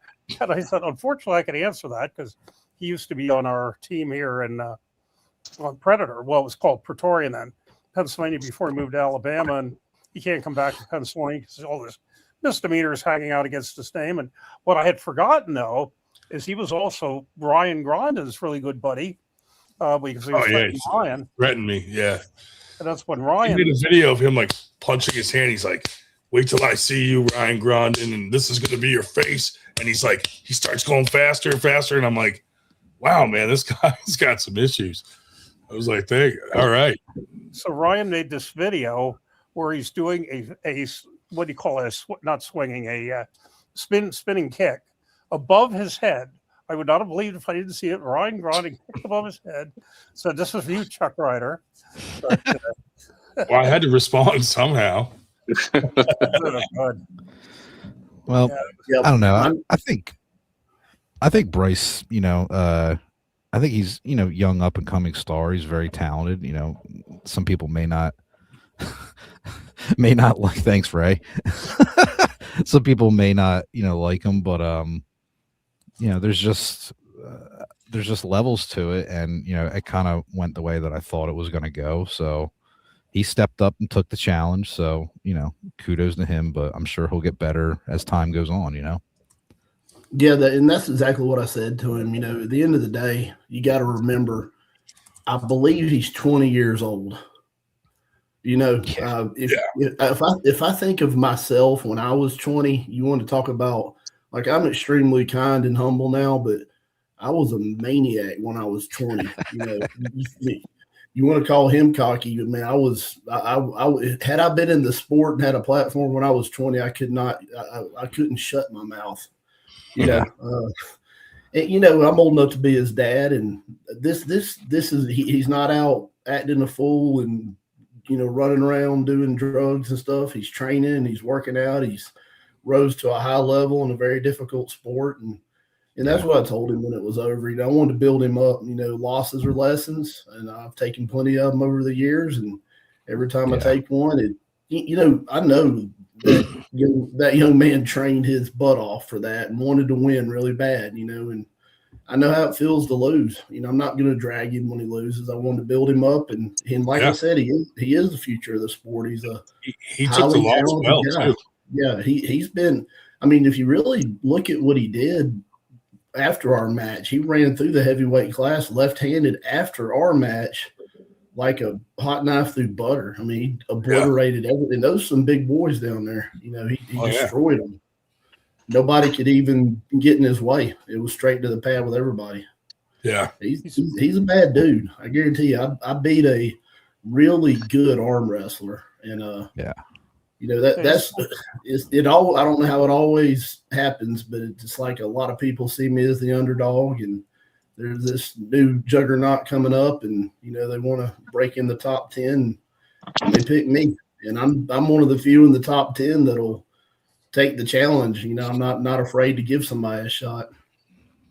Yeah, he's 22. 22. Yeah, 22. he's young. Yeah. So, Paul, a little bit ago we were talking about East versus West coming to Hot Springs. If you got a phone call to be on that card, East versus West, would you take that? Yes. When opportunity knocks, I answer the door naked. Yes, maybe. In a heartbeat. I'd love to. Yeah, that'd be awesome. It'd be in a stadium setting. Yeah. Yeah. I mean, I would jump in. I would love to put a whisper in someone's ear about maybe seeing if you can get on a card like that, because right here in America, Hot Springs, I think it would be awesome to have you and some of our other big names here in the States. So that would be cool. It would be. I'd love it. I know. I've at least got to be on the radar. Yeah. Maybe you can find me. I'll pull it as long as I'm 105 or 110 kilograms. I'm down. That would be awesome, man. There's a lot of talent here in the States, especially in the South. There's some just crazy strong dudes down there. So that would be cool. Why don't you let Dexter kill you in the video game and then say, "Hey, can you get Paul Passmore on a card? Put Paul on this card, okay? Or I'll kill you in this game." Yeah, who wouldn't want to be on the EVW card? Especially in the States, Yeah, I'd love that. It'd be a great opportunity. I think the atmosphere, if they can set it up there, is going to be insane. So we could amp up the pressure on East versus West to get you on there. Start trolling them. Like, why is it all? I've definitely had a couple good, my last 2 tournaments, I put on a pretty dominant and undefeated against everybody there performance. I was able to, when I went to Arizona, that was a good tournament. I was able to win my super match and then pull the tournament and win both arms undefeated and overalls undefeated. And replicated the same thing in Virginia, won a super match with both my arms and then won my class with both arms and then won overalls with both arms. And that was those are 2 tournaments, there's some big boys there. Yeah. Candy sent me the picture of what you did with those 2 Harley trophies in Henry's room. That's pretty cool. Yeah. It was like they were made to go there. Those are really cool. They're like we had these hand welded out of at a professional machine shop out of solid Harley parts. I was like, that's really cool. Yeah, they look cool. Yeah, definitely like that. I would say they were probably about 40 pounds a piece. When I was sitting there holding them up after I've been pulling all day, I was like, all right, hurry up and take this picture. Good thing you didn't fly in. Yeah, there's no way I would have had to nail them or something. Yeah, that would have sucked. Yeah. God, there's no telling what it would have cost to ship those. Literally, they probably about 40 pounds a piece. I'd say that'd be a lot. Yeah, and they're big. Yeah. Honestly, I'd rather drive 10 hours than fly for 2 or 3. Airports are awful. I hate flying. Yeah, I'm not a fan. I'm not a fan of flying. Plus, you can bring all your stuff. You don't have to worry about getting harassed in the airport. You got your automobile. You don't have to get some rental and everything like that too, and be worried about getting it back on time and all that crap. Mm-hmm. Absolutely. Or you got all this weather like we're about to get hit with this weekend. Oh yeah. All this snow. If that tournament was this weekend, I don't know if I'd probably be able to get there, but I don't know if I'd be able to get back home. Billy, are you the only one not getting hit by this storm? Are you getting? No, we're going to get some of it, but not like any snow or anything like that. Yeah. It's going to nail. We're going to get nailed. I mean, we're right in the worst part. Sunday morning, we're probably going to get a half-inch of ice and power outages and all that stuff. It's without a doubt, it'll be a miracle if we don't get hit. They've already said up here we might get 20 inches. I'm like, 20 inches? Jesus. Yeah, y'all are getting a lot of snow. We're getting like ice, which is supposed to be. We're just gonna it's gonna be a solid sheet of ice. I remember one time this happened when I was a kid and woke up one morning and my whole backyard looked like my whole everything that you could see was like an inch thick of ice. It was like an ice skating rink everywhere. Wow. Crazy. Yeah. Get your bread and milk. Yeah. We're ready. I got a load of firewood because they were saying like a half an inch of ice on the power lines, like 500 pounds between spans. Yeah. So I was like, that's going to knock out power. So we got about a load and a half of firewood and a bunch of food and a bunch of stuff we can cook. I got, a grill and a Blackstone too. So we got plenty of charcoal. So we'll be okay. I think we're getting first a bunch of snow, and then it's going to drop all the ice afterwards as it, transitions a little bit. So we'll see. I hope I don't lose power. Paul, who's going to win this argument? I would prefer to drive. I could drive. I can drive. I don't get tired. I am trying to convince her. She's wanting to fly, and I'm wanting to drive. It'd be about $350 in fuel there and back total, and that'd be it. Then the hotel. Yeah. Versus having to fly 4 people up there and fly them back, it'd probably be a lot less money. How long's the flight? Like an hour and a half, 2 hours? Yeah. It probably is. It's a short flight. I think when we flew up there last year, it was less than 2 hours. Yeah. So Candy's been looking though, and she's not finding any good deals or any straight flights, or having a lot of connectors and layovers and stuff too. So yeah. If it's up to me, if you see us drive up there, then I was able to convince her. We're like, well, we know who won that argument. Yeah. Yeah. Ryan, I pick my Dexter. battles. I mean, I'll plead my case, and then at the end of the day, it's like, it's going to be up to her, but I'm going to try to convince her. Much for the drive. I sent Dexter the link. He said he might hop on a little bit later. Dexter? Yeah. I got to slide out, fellas. I'll talk to y'all later. All right. Take See you, care, Billy. Billy. Thanks for coming on. Later, guys. Later, buddy. FTG.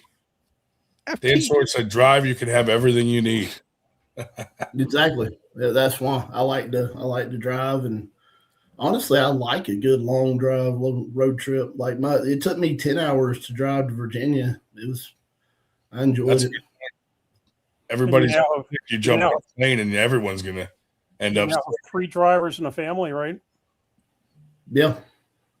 Yeah. Well, the one thing you don't get. Do some of the 3 get nervous when one of the other 3 is driving? The one thing with the drive though is you fly, if you fly Spirit or Allegiant, like you can get into a fight midair. Oh yeah, someone else is an asshole and they land the fucking plane, dude. Yeah, wouldn't you want to kill that fucking person? Oh my god, dude. Yeah. Yeah. How many times you see those airport videos where it's like Spirit Airlines, there's 2 people throwing down? Yeah, and there's a high likelihood of that happening anytime you get on a Spirit or Frontier flight. Dude, you know what they should do? Don't arrest the person that started it. Just let them walk off the plane with the rest of the crowd. No, if they just fucking got landed, and justice will handle itself. Yeah. Just say he's not going to be arrested, but you won't either, since we landed the flight. Yeah. That's all we're going to say. The last flight I took up to Maine, it was interesting because they wouldn't take off until someone turned their phone off, like into airplane mode. But dude, they called the guy out. They said, "We know who you are and where you're sitting. Put your phone on airplane mode." And they called him a sir, and it was the guy sitting next to me. So they can detect like whose phone is still active. Yeah. I was like, oh, what the fuck? That is crazy. I wonder how they do that. They said you will be met by officers when we land if you do not turn off your phone or put your phone in airplane mode right now, sir. You will get slapped in the back of the head by the person sitting to your right. I looked out, dude. I looked over and I'm like, oh, Candy already put her foot down. The boss. Looks like we're flying. Yeah. Paul knows. They're flying. Oh, it's not worth the argument. Welcome to 98 Airlines. Yeah. Yeah, Ryan. Why don't we have a private jet, Ryan? I wish we did. Someday. Yeah, man. 98 Sports. Yeah. We'll see what happens. Yeah, that was fun. It was good to see you down there, Paul. Yeah, it was. It meant a lot to me that you came out, and you know how I am. If everything's going good in a super match, I don't leave the table. If I get beat, I'm gonna be running over to the corner asking for what the hell should we do? That didn't work, but I would have been I don't know. It went really well, yeah. But it was good to have you in my corner just in case, Yeah, no, I had fun, and it was cool to see you compete at that level and get a win and stuff, and everything went as planned. So, and always a pleasure to hang out with you. So, good time down there. Yeah, it was. I've competed in a lot, and that was a really well run event. They did good. Yeah. I was very impressed, and I was doing a lot of good stuff, man. Yeah, and when you travel that far by yourself, you don't know how everybody's going to treat you. I've been to some events where I didn't feel very welcome, Really? And but yeah, everybody was pretty friendly there, Yeah. Well, when you go and you beat their boy, if you noticed, it got real quiet when I beat him. There wasn't many people there for me. It's like me and James just going, "Yay, Paul!" Yeah, it was like you two cheered for me, and like the rest of the crowd was like they were all there. And that's when you travel that far away and you're pulling their best guy. That's kind of what you're against. But I think I kind of won the crowd over a little bit when I talked him, up when it was all over. Yeah, definitely. Your speech definitely. Everybody loved it. Yeah. It was a class act move. Maybe I kept them from jumping me in the parking lot. It was all over. We were definitely outnumbered. He seemed like an all right guy. Let's leave him alone. Yeah, we were definitely outnumbered in that crowd. Yeah. They grow them big down there up there in Virginia. There's some big boys. Yeah, some strong dudes down there. The venue looked great too, by the way. Yeah, it was a cool venue. Looked really nice. Yeah, I regret not competing. I mean, I beat the best, the winner of the heavyweights, but that heavyweight class looked fun. I was sitting there, I was like, I should have jumped in both. I normally do, but, I was like, well, I'll get them in overalls, but I should have jumped in both. That looked fun. I got to pull most of them anyway when it was all over. I did a lot of after pulling. Made sure I got it. People were lining up to pull you. Yeah. When you're the guy from out of town, normally when I get on the after pull table, I look and there's at least 10 people standing in line, Yeah. Yeah, everyone wants to see what the guy from out of town has, like what's different, You can learn a lot that way by, gripping up with someone that's maybe you're just not used to certain things they do or how they set up or just different strengths in different areas and stuff. So that's always that's interesting to see when people are lining up for you. Yeah, well, I'll say this: I've traveled and pulled all over. I've been to a lot of different regions, and it seems like every time I go to a different region, I'll pick up a little something. Everybody, all these different regions, you kind of you pick up something you hadn't seen. I picked up a couple little things in Virginia. It's like just tiny lessons, but they all add up. All these different regions, they'll have slightly different this or that you hadn't really thought about before. And maybe they picked that up from me too. But it was there was a lot of people that was wanting to pick my brain and ask for advice the whole time after it was over. I was very involved in trying to talk to everybody, but it was a lot. There was usually one person talking to me and 2 or 3 people waiting, so I was trying to be as social with everybody as I could. Dan said, I got quiet after that first pin. He said nobody's seen Bryce lose in like 2 years. Yeah, he was undefeated on the left, right, for 2 straight years. Yeah. And, I saw that as a major challenge. If I didn't see Bryce as a major challenge, and I didn't feel like, I like being motivated. I like being a little nervous about a match and not knowing. And that's why, I chose to pull him. I was like, I don't know if I can beat him. I want to see if I can. The cool part too is that you give someone that's an up and comer like that an opportunity to pull you and not worry about ranking and score. And a lot of guys don't compete and won't give opportunities to the new guys coming up. Yeah. Now, I kind of had to beat my way into it. It's hard. There's not the reason you see me pulling a lot of these up and comers, not a lot of top 10 guys that'll give somebody a shot. That I will. If I think you are a threat and you're ready, yeah, I'll give you a shot.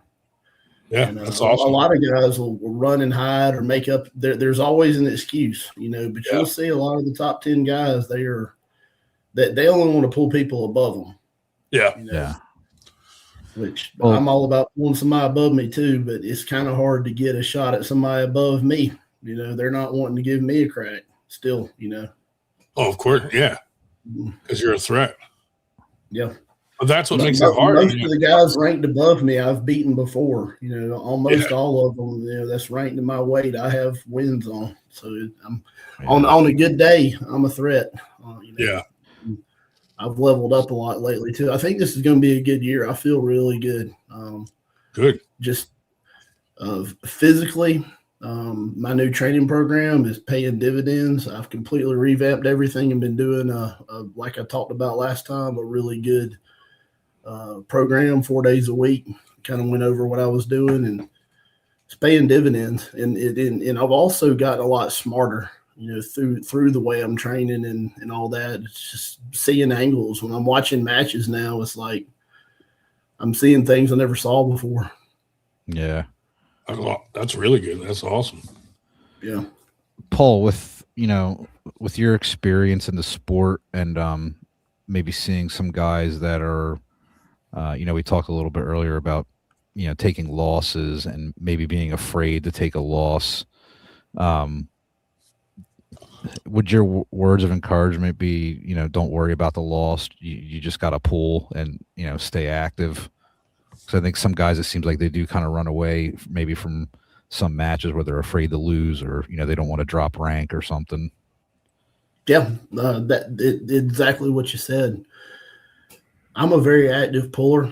I had some amazing events this year. I had several and also had a couple that I pull a lot. So it's hard to really peak for every event, in when you're not 100%, and you still pull, you're going to catch an L occasionally if you pull as much as I do. You can't peak out every time, and I'll pull. I won't pull injured, obviously, but if something's a little aggravated, I'm not going to back out of a match just because my wrist is kind of hurting. I've taken a super match loss or two because I was like, man, I tweaked this in training, but I'm not going to tell anybody, and I'm not going to back out, but I'm going to still come up with a plan and see what I can do. Maybe try to go around, this aggravated wrist, Yeah. Full disclosure, I aggravated my left wrist pretty bad about 3 or 4 weeks before I pulled Bryce, and all the way up until the weekend before, my left wrist was killing me, and I was really concerned about it. And I was able to get on some good prescription Celebrex for it in that last week, and it cleared it up. Nice. But by the time I pulled that Celebrex, just got rid of the inflammation. I went to my doctor, he looked at it, he gave me that, and I felt great.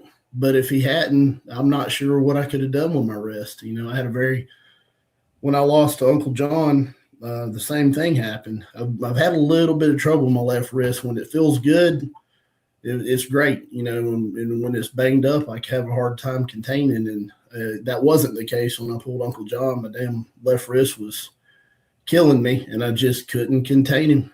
He was able to take my hand no matter what I did. How's your wrist now after the tournament and the match? I still have the Celebrex, so it still feels good. Yeah. You take one of those every morning, when you're in your, I'm 46, fixing to be 47, and it's a little different when you get older, man. Something gets aggravated and you got some good anti-inflammatories, you feel great. But if you don't, you know, the pain and inflammation can definitely take a few levels off of you. Oh yeah, the inflammation when it's real screaming like that, it's tough. Yep. Honestly, you know, that match with Uncle John, I'd like to run it back because I was pretty banged up. You know, I didn't make excuses. If you remember, I didn't say a word. I didn't tell anybody my wrist was hurt. I shook his hand after he beat me. But that was, in my mind, a big part of what happened. I was hurting pretty bad. You know, I put my arm on the table and he won. Hats off to him. He got ranked above me because of it. But, you know, I would like to run it back feeling better. That'd be a good one for me. You know, and that's the thing. I had a couple tournaments. I jumped in. Something was tweaked or aggravated. I had a little bit of shoulder problems I was dealing with over the summer and still pulled. I'm not afraid. You know, I was going to try to work. And I still, even on my worst day, I still have good matches. You know, I still had some good highlight matches at even my bad tournaments. Yeah. But yeah, you know, it was I pull so much, you're going to lose some. And I've even lost a spot in rank because I pulled with an aggravated shoulder over the summer in one particular tournament. Yeah. But yeah, I'm not afraid to lose. And guess what? When I pull with something aggravated, I'm trying to come up with a different technique or something to pull around it. And if I lose, there's still a reason I lost. I need to learn that, you know. And, you know, when I lose, I analyze it. I watch the video. I'm like, okay, that sucked. What can I do to prevent that from happening again? You know, it's just like when I told Bryce when it was over, I was like, all right, you need to learn from this. You need to learn. There's obviously a hole in your game. I figured it out. What can you do to fix that? You know, if other people start figuring out what I was able to do and they're strong enough to be able to, because you still got to be pretty strong to be able to do what I did to stop him on top of that. But I had a good angle for him and the strength to do it. But I said, what can you do to adjust? Now that'll make you better.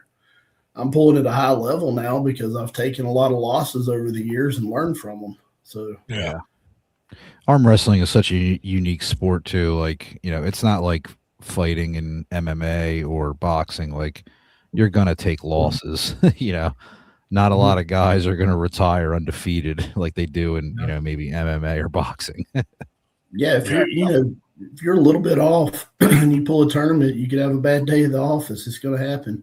You notice a lot of the higher level guys don't even compete in tournaments because they're so afraid. At the end of the day, I do this because I enjoy it. It's fun. I love pulling a tournament. I love pulling super matches. A lot of guys won't pull a tournament after a super match because they feel like they're too beat up and they might lose. Well, okay. You know, you're denying yourself a lot of opportunities to do what you love and pull and have fun. What, you know, if you're that afraid of losing, then maybe you need to find something else to do. Yeah. Pickleball. Well, when I go to a different region and that promoter's paid money to get me there, I feel somewhat obligated to pull with the people in that tournament, you know, just to be a steward for the sport. There's a lot of guys that are there that would love to pull me and compete against me. I know how it feels when I was coming up and some big shot from another area was there and they wouldn't pull the tournament. But, well, that sucks. You know, I would love to have got an opportunity to compete against them. So, no, that's good that you do that. You fly me to, you know, pay for me to come to your event. I'm going to give you all I got. You know, pull your tournament, pull your matches, talk to everybody, you know, be friendly, and try to be a good steward for the sport. I'm going to come in shape and ready to go. You know, some guys not overweight. You know, if I just, you know, they'll pay and give them an opportunity, and then they'll invest in that athlete to come there. You know, and then they show up out of shape, overweight, you know. And then just leave right when it's over and not pull the tournament or not talk to anybody and just be a complete asshat, you know. So why would you want to invest in that guy to come to your tournament again? Yeah. You know, would you want somebody that's going to be a good, you know, steward to the sport and talk to everybody and be friendly and show up in shape and ready to go and taking it serious, or and then pull your tournament and all that? Or you want somebody who's going to take the money after the match and leave real fast and not pull anybody, not talk to anybody, and, you know, or maybe even show up out of shape and not really ready for the match. Yeah. Yak asked, when is Paul Passmore versus Eric Harlan match happening? I guess I'd have to get arrested and go get lucky enough to get put in the same prison with that son of a bitch. Get shot by a lesbian. Yeah. You You know. know, a whole list of things. We had a massive 12-table practice at Tommy Eden's place last summer with a lot of the same folks you met at that event in Virginia. And, you know, it was not to name names here, but I asked one dude from West Virginia, you kind of come to it. He said, no, West Virginia States was next week. And if I go to the practice, I might lose to somebody next week that I'd ordinarily beat. I thought, oh, for God's sakes. Weird. I'm not afraid of losing. You know, if you're bad enough to beat me, I'll shake your hand, you know, but you're a marked man after that too. If you beat me, I'm friendly, but if you beat me, I don't forget about it. You know, I'm going to get you back. Yeah. I want to get you. Are there any guys out there that you have to get back still? Oh, yeah, there's plenty. Like I said, I'll win a lot, but I do take a good bit of losses because I compete so much. Yeah, there's some guys that snuck some wins in on me, and there's some guys, you know, that kind of had my number recently that I've had their number before too, and I'm motivated to beat them. You know, I'm not going to run from them. If they keep beating me, they're going to have to keep beating me, but I want to keep getting better and coming at them. And I've had guys like that before. They might beat me bad 4 or 5 tournaments in a row, and then bam, one day I found the lock to their key and I got them. You know, I don't quit. I'm going to keep coming at you until I get you. Brian said, Uncle John on the left, you need that back. Yep, I do. Like I said, I hate, and that's the first time I've even divulged that. But yeah, full disclosure, I was not healthy with my left wrist. I would definitely like that one back. You know, he got me that day. Hats off to him. But I would like a shot at him now that I'm healthy. And like I said, that day I felt like I could still do it. I still made the match interesting. I still stood across from him and gave him all I had, but I could not contain him. My wrists were just not there that day. Which Paul would win, Cruz or Passmore? Well, I mean, you know, that question was asked last week, and Paul Cruz did, you know, say we have pulled before a couple times in the tournament we met, and I did, you know, end up beating him. So I think we pulled. I think we met on both arms. Whatever it was, I think I beat him twice with one arm and once with the other one or something like that in Winter Blast this year or last year. But Paul Cruz is a bad dude. I know if we had a super match, he's very capable of beating me. You know, it'd be a good one. So yeah, I'm interested to see how he does with Nathan McAllen. Yeah, me being their only common opponent. Yeah, I can tell you that you're probably going to see fireworks in that one. I kind of felt how they both go and how they both pull. That's going to be you're going to have a very entertaining match there. I may be the only person that's pulled both of them. That should be a really good one. I've talked to both of them about it. I don't really. It's hard to call that one. I don't know who I think is going to win. That one is probably going to be one hell of a battle, probably 3-2, and it's going to be probably who can come up with better adjustments, who can have better people in their corner and make better adjustments on the fly. That should be a really good one. Dan says Paul versus Uncle John Winter Blast. Yeah. Like I said, I'm down. Whatever you want. Yeah, I'll ask him. We'll see what he says. Yeah. He did say, you know, if I ever wanted to run it back, he's down. So I'll run it back. We can definitely do that. Yeah, you know what? I'll message him right now so I don't forget. Yeah. I'd love to see that. Well, I gave him a shot when I was ranked above him, and he did say man to man he'd run it back. So yeah, maybe he will, and I get an opportunity to pull somebody where I have some rank to gain myself. I know it'll probably only, you know, he's probably going to only want to pull left, which is fine. And, you know, all the promoters up there were talking to me, and they were saying Mega Mike's moved to Virginia, and they're looking at setting up a match with me and Mega Mike. Oh, that'd be good. Yeah. I'd be down with that. I'd love to see you pull Mega Mike, dude. That'd be another good one. You know, and maybe they can put that together.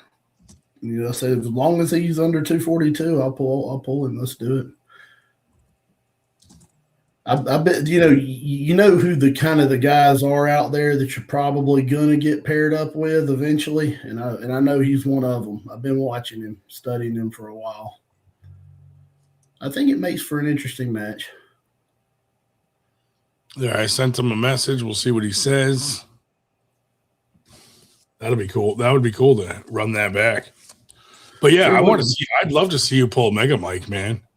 Yeah, I think that would be a killer match. Absolutely. Yeah, I think it makes for a very good one. Yeah, we definitely. Nathan, did you see him beat Wayne Withers at Knuckles Up? And I was like, oh shit. Yeah, I didn't know he would do that easily. Yep, I watched exactly how he did it too. He just controlled his thumb, and he grabbed his thumb and hit him with a lot of back pressure. Yeah, no smart move. It seemed to be he saw something with Wayne that nobody else did. Oh, Uncle John said he's retired. Okay, well, that's that. You know, the story I told y'all when I tried to retire from, or I don't know if I did tell y'all, but when I tried to retire from MMA, I had this one a-hole that would not quit talking crap. Yeah. And so I retired, and this one a-hole would not stop talking crap. He was the champion. I retired with a champion, the heavyweight title belt in my organization.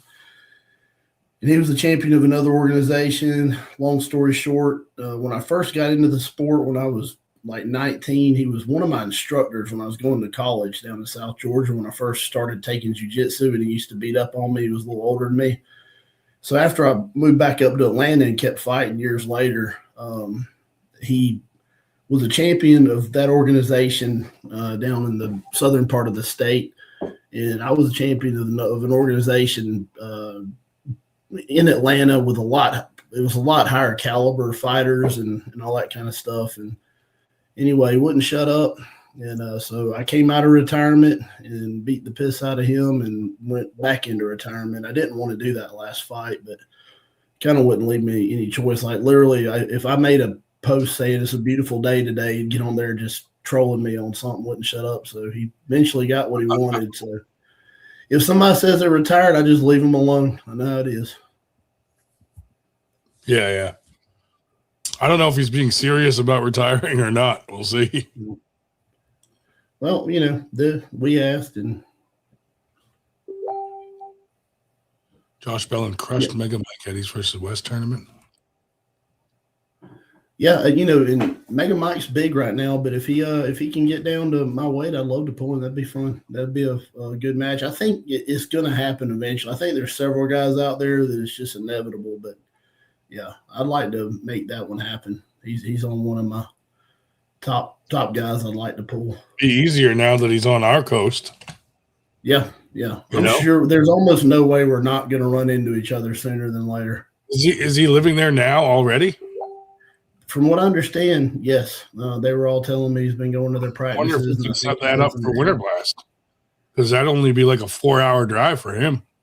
Yeah, 4 or 5. Yeah, as long as it's under 242, I'm down. Either arm, both of my arms are the exact same right now. Long as I got my Celebrex. Uncle John said, "My return will be preceded by a great and thunderous applause in the far future. Tell Paul I'm taking that win to my grave." Hey, he earned it. He got me that day. That's all I'm saying. Yeah, he was a better man that day. I gave him all I had, and it wasn't enough. But he did say he never wanted to run it back, and I do. So I put it out there.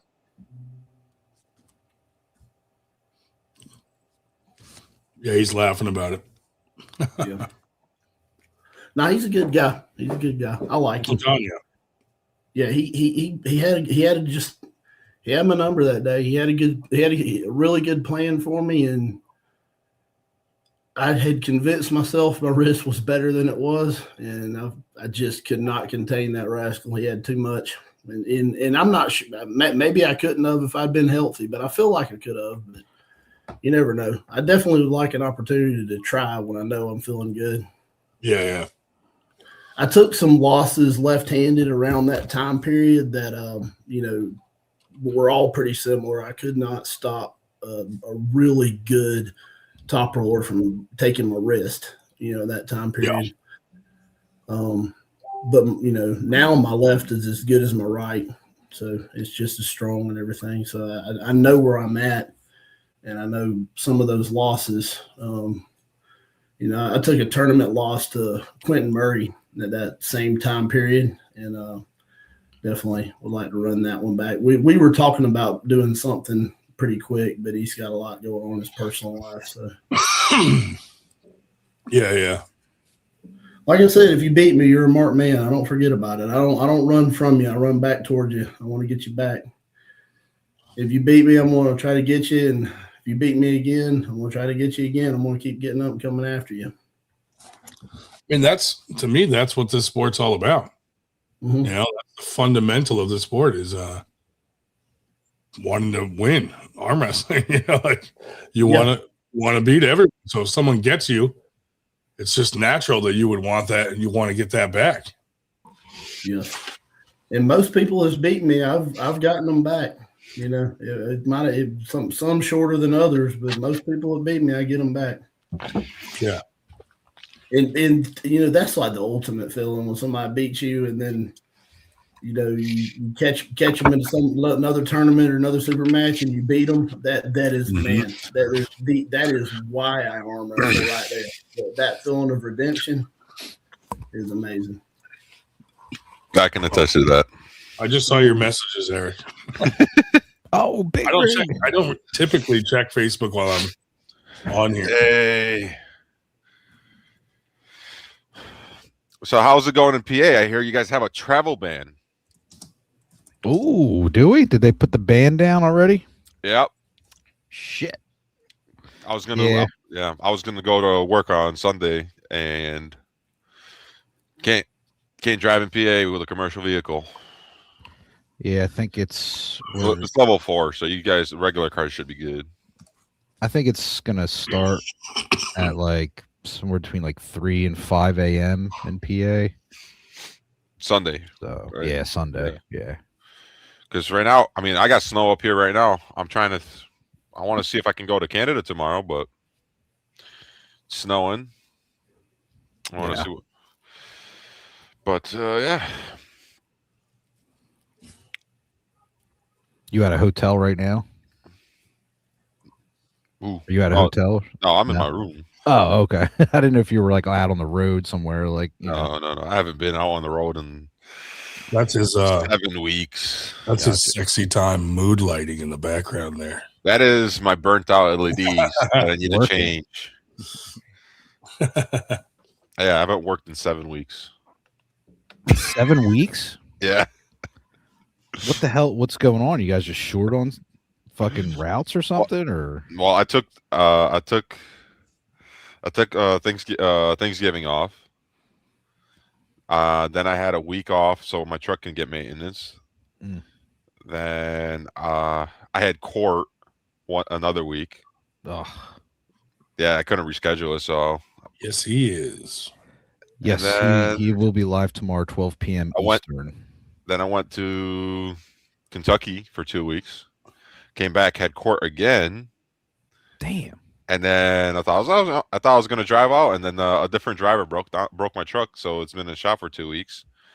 And then this week it didn't. They took it out, and the guy decided not to come back and stay out on the road. So yeah. Anyways, that's wacky. It's all right. That's crazy, man. I stayed home, played video games all day, and just trained. Got some good training in. Yeah, so you hitting the gym there on the Instagram. Yeah, and I got one of these now. You got some Mac action going on. Your Mac is really geared towards kind of inside pullers. It's kind of a major advantage towards inside pullers. It works. I mean, that's what I thought initially when I first started, because this is a this is my second tournament. That was my observation, because I got beat on an inside flash pin. So I'm like, okay, that's what it seemed like it was geared to. But that 2 inches towards the rear of the pad, that gives you a lot, Paul. Like that back pressure, you can sit on that edge. If you get posted up there, it's very top roller friendly too. Off the start, I would agree with you. It's hook friendly, but if you don't have the containment and the guy gets your wrist out, you better hope you have a good flop press or something. You can arm wrestle without your hand. Yeah, well, the pad goes all the way to the back of the table, like with wall. I love that. That was cool. I was able to use that. I gotta let my dog out. What? I'll be right back. I gotta let my dog out real quick. Okay. Yeah, with Wallman, when I was able to set a hook, I just drag them. If I couldn't quite get the pin, like with Corey West, I just drug my elbow all the way to the very back of that pad that goes all the way to the back of the table, and just pulled him as far as I could and sat down right there. And I was able to, I had 2 more inches to kind of open him up. And that approach. That's why I became a hook puller. Because when I went into a hook on a regular table, I didn't have I was always like this, just this much from the pin line. And I needed just a little bit more. The extra pad space helps a lot. But I think it's time I transition back to being a top roller, just because some people just know how to pull me and know how to beat me and know exactly where my weakness is. Ian Carnegie. I'm a little upset about that. I'm not gonna lie. It's funny. Styles make matches. There's some guys that just you might be able to beat somebody that can beat them, but they can beat you. It's kind of weird. Yeah, it's like me and JJ go back and forth, and Ian said that JJ gives him a good run for his money. But man, I could have had him too. Could have had him.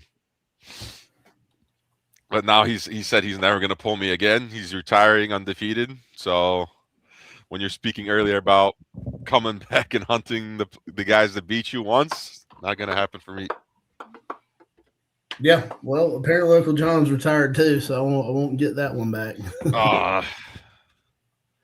Well. But they always come back out of retirement, so I guess it's a matter of time. We'll see. Yeah, hopefully.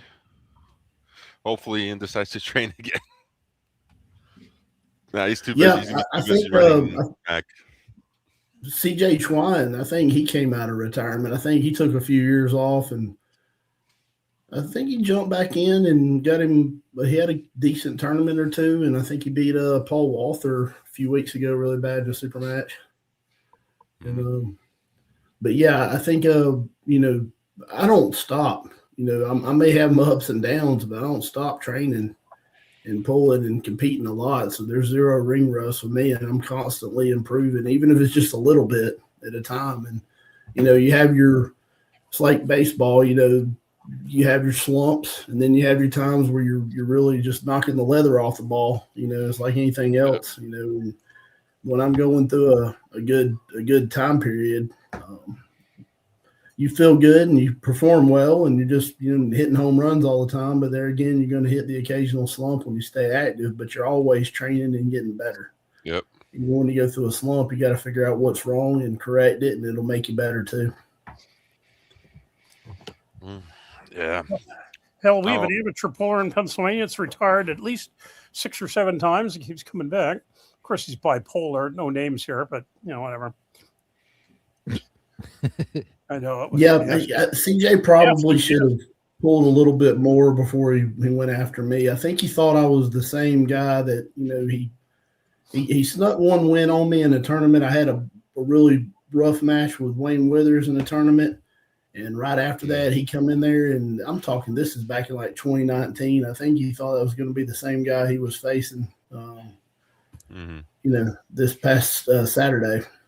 If I have a puller on my list and I don't have, and like I see a video of him pulling somebody and it's not within a year, I completely don't. I watch it, but like I don't even use it as information. I just watch it because it's there.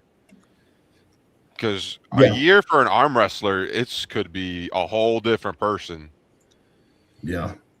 Oh, yeah, exactly. Like right now, I'm a completely different animal than I was 6 months ago. Me last year at Winter Blast was all back pressure and trying to top roll. It's not going to be like this year. I'm going into a heavy hook. I'm going to drag some people around. I want that shield. I saw it. It's sick. I want one of those shields. I think we gotta get one here. Yeah. Yeah. Alberta shield with a moose on it. Yeah, buddy. You fucking know it. Yeah, I like that. Yeah. No, you know what? Why not? Fuck it. I'll start throwing fucking that up on everywhere. If they give me a shield, I'll give them full sponsorship just for the shield. That prize money sounds pretty good too. Oh yeah, 1250, man. Yeah. Did they sponsor that or IFP sponsored overall left and right, 1250 each. Wow. Yep. Yeah, I'm just going to be fighting for that one. Almost with that kind of money up, I almost don't want to pull a super match now and go after, come in as fresh to that tournament as I can and go after that money. I'm going to be gunning for that too. You need to get on that armbender, Montana armbender, Paul. Is what you need. Those are paying. Some of those are paying $9,000 to the winner. Yeah. Yes, and just the fact I would get to travel to Montana. That's one of my bucket list. I love it there. It's just like Alberta. Man. It's so close to Alberta. It's not funny. 2.5 hours I'm in Montana. When's Alberta going to join the United States? Soon, man. I'm hoping sooner than later. I keep seeing it. I'm like, well, I think I told you. A nice addition. Yeah, come on. We'd love to have you. Oh, we'd love to be. We're so close to that anyway. Oh, shit. Okay, I'll be back in like 2 minutes, guys. Yeah. It's probably Justin Trudeau calling you. Are you here? Hey, last week I offered, I said, we'll trade you that for Minnesota. Minnesota. You can have it. We'll see. Yeah, I saw that too. I thought it was interesting. I know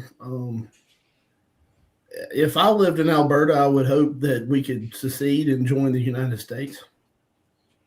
Yeah. Oh, yeah, I would too, dude. Let's see. What arm wrestler have I faced that I lost to that I'd like a rematch with? Well, Uncle John was definitely one of them. But I guess that's off the table. Honestly, I would like to. My Winter Blast lost to Ji Hyun Min, and then my Arm Gods match with James Wall. There were 3-2 wars. I'd like to have either one of those back. I got the last win. I did kind of get James Wall back when we were in Arizona. I got the win on him in overalls. We both ran through our classes, ran through our super matches. Nobody slowed either one of us down. We met in overalls and I blasted him. So yeah, that would be one. I guess if I had to say, it'd be a real close toss up between Ji Hyun Min or James Wall. That's right. Yeah, I was at that knuckles up when you pulled Ji Hyun Min. Yeah, I forgot about that one. I felt, I don't know. I just had a bad day at the office. It didn't go my way. I felt good the first 2 rounds, and I blew up and got tired. Things changed really quick on me in the 3rd round. Yeah, and it was going great until it wasn't. Kind of the same thing with James. There were good matches, and that one, they both went downhill on me pretty quick. So and they were competitive. Even their losses and my losses were all hard fought, and they're all 5-round wars. So, yeah, I think. Did you get to pull like at knuckles up with some of the other Asian competitors from like Korea and Japan and stuff? Well, Ji-Hyun Min was the only puller there. He had kind of his handlers with him, but he was really the only Korean puller. Bing bang bow. Yeah, so the only one that was really a puller. Yeah, there's some good Koreans. I'd like to pull the Korean Hulk. That'd be an interesting one. What was the other guy? They Toshi. They call him Toshi Roll. Yoshi. Yeah. He was at Knuckles Up. I think he's from Japan, isn't he? Yeah, they had a Japanese. Yeah, he's from Japan. Nick Sushi nuts. Yep, I would like to pull him too, but it don't make sense because he's a different weight class. But yeah, I just didn't know like what you thought of like kind of the, if they have like kind of a different style over there, or like if you noticed anything different from maybe how they do things with the Korean pullers. Crush sushi nuts. Well, I'll say this much: they're very patient and they don't make many mistakes. Yeah. He had a good laser focus, and even though he was down 2, he never got shook. They're very disciplined pullers and very intelligent too on the table. They can exploit the smallest mistake you make. They're hard to beat over 5 rounds. At least G was. So I can say that Korean arm wrestling, that they make good adjustments. They're very intelligent. They were, probably I beat him twice, and they were making really small but effective adjustments every time. Probably, he looked like he was conditioned pretty well. Mm-hmm. Like I don't know if that was just part of his natural. They don't have a choice when they get back home. If they lost, they get their left nut chopped off. That's North Korea, Ryan. Oh, my bad. Another thing I found a little interesting during the athletes meeting, they're like, we're not calling micro fouls. If there's a small elbow hop here and there, and they were calling the shit out of micro fouls against me. Yeah, dude, I was just gonna say that they were excessive with the fucking elbow fouls.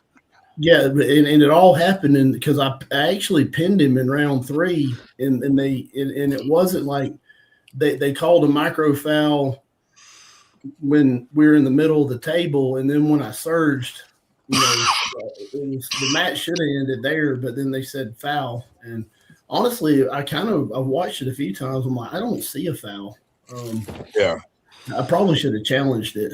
I'm pretty respectful of the judges, but I probably should have called for a challenge on that one. Like, where was this foul? But yeah, I was in the crowd yelling out, "Just start everybody in an elbow foul."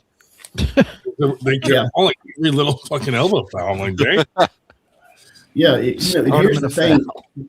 Don't tell me that you're going to not call micro fouls and then call micro fouls. If you're going to call them, that's fine. I was under the impression if I could pull a little looser and not worry about a slight elbow hop, and then they were calling it. But if they had just never said that, I could have been a lot more cognizant of that, and probably because I don't foul much. But I was under the impression I could pull a little bit looser and not worry about it. But no, that was wrong. That's so if they miss a foul, they can say. That's so if they miss a foul, they can say, "Oh no, remember we said it was going to be loose." Like some of them, no position gained. But because I've had that too, where they said it's going to be loose, and then they call me for the tiniest little fucking thing. Well, and if you notice, only certain people were really getting it called. They were kind of letting other people call it loose. It's kind of weird. Yeah. You joke about, basically you go home with losing and end up getting tortured. Actually, one of Saddam Hussein's 2 sons was head of their Olympic committee, and it actually did happen with some people. They didn't perform as well as expected and went back and were not treated particularly well. Oh, that sucks. Oh, really? You guys got any big events this weekend? I'm supposed to be Yes, no. Hopefully Just no snow. snow. Hopefully no snow. But I'm supposed to go to Canada tomorrow for I can't even pronounce it. What's going on? The round robin? Is that what it is? No. I forgot. I can't pronounce it. It's Tannindigwa. Man. It's okay. I don't know what it is anyway. It's at a Indian Reserve. Oh, okay. Nice. It's it's private, right? Is that did he organize that? I think it's Leland had something to do with it.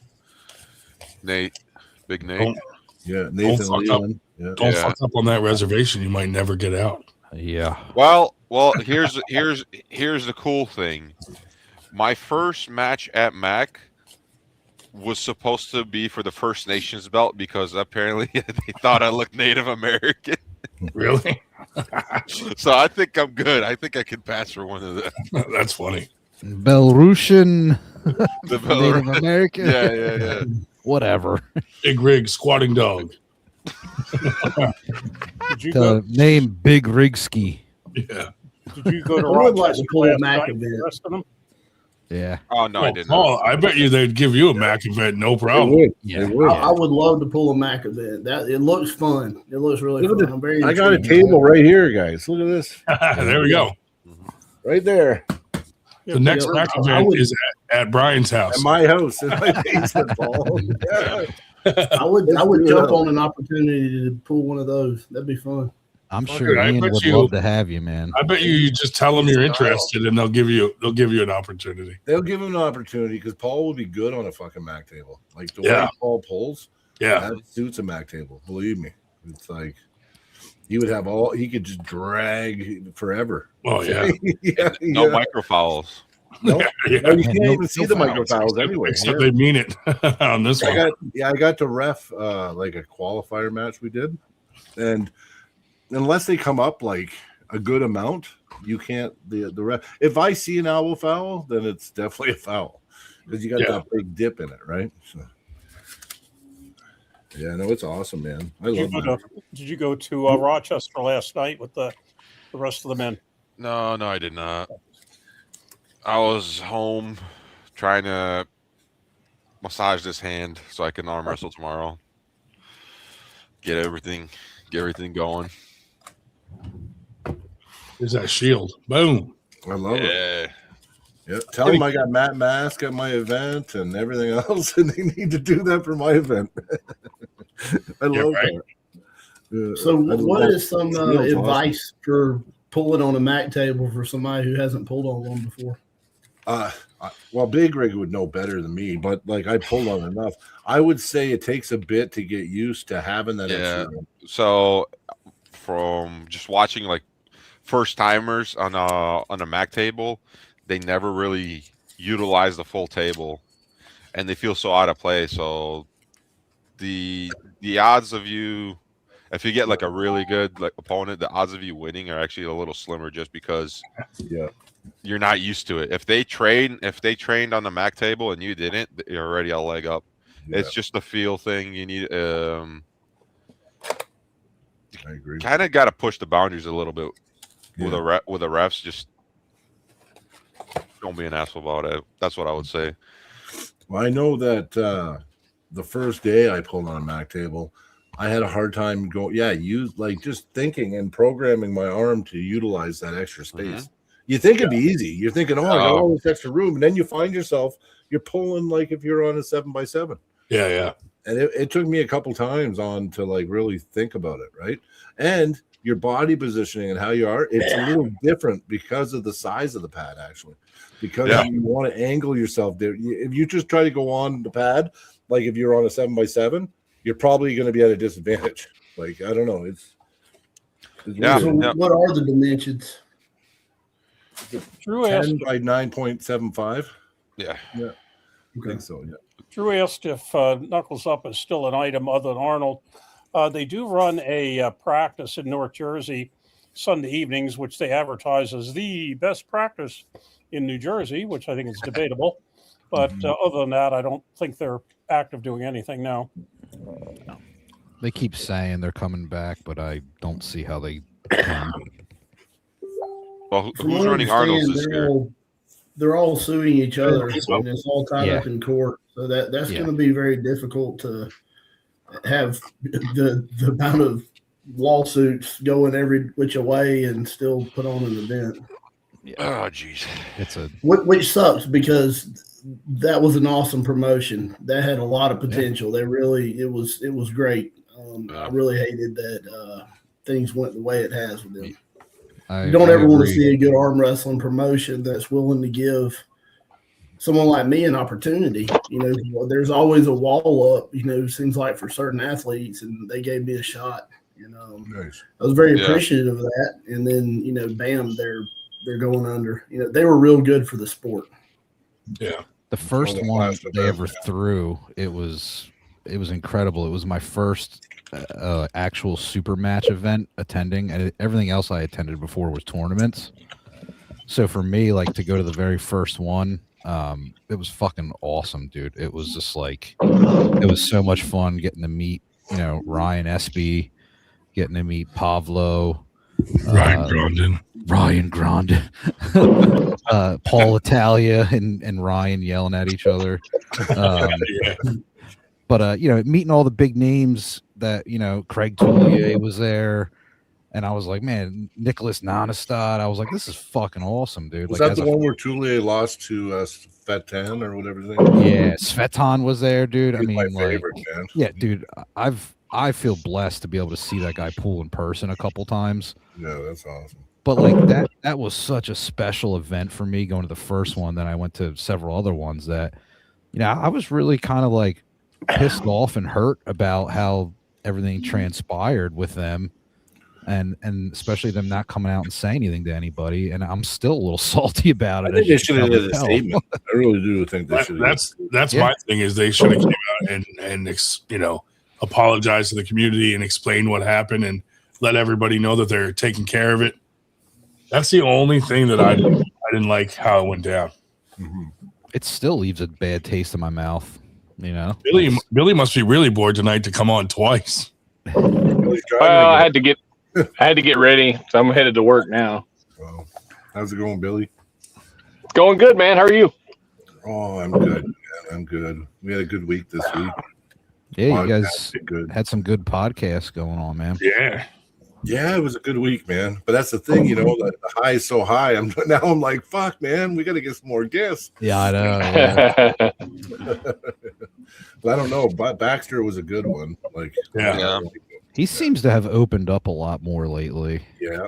Well, you know that was mean? part of the conditions on our pod. Like, he asked me for a list of questions, and I said, Robert, like, we just hang out, man. Like, we're just gonna hang out. That's it. I said, we're just gonna shoot the shit, and I'll think of questions while we're talking. So he asked me for a list of questions, and they were all about semen.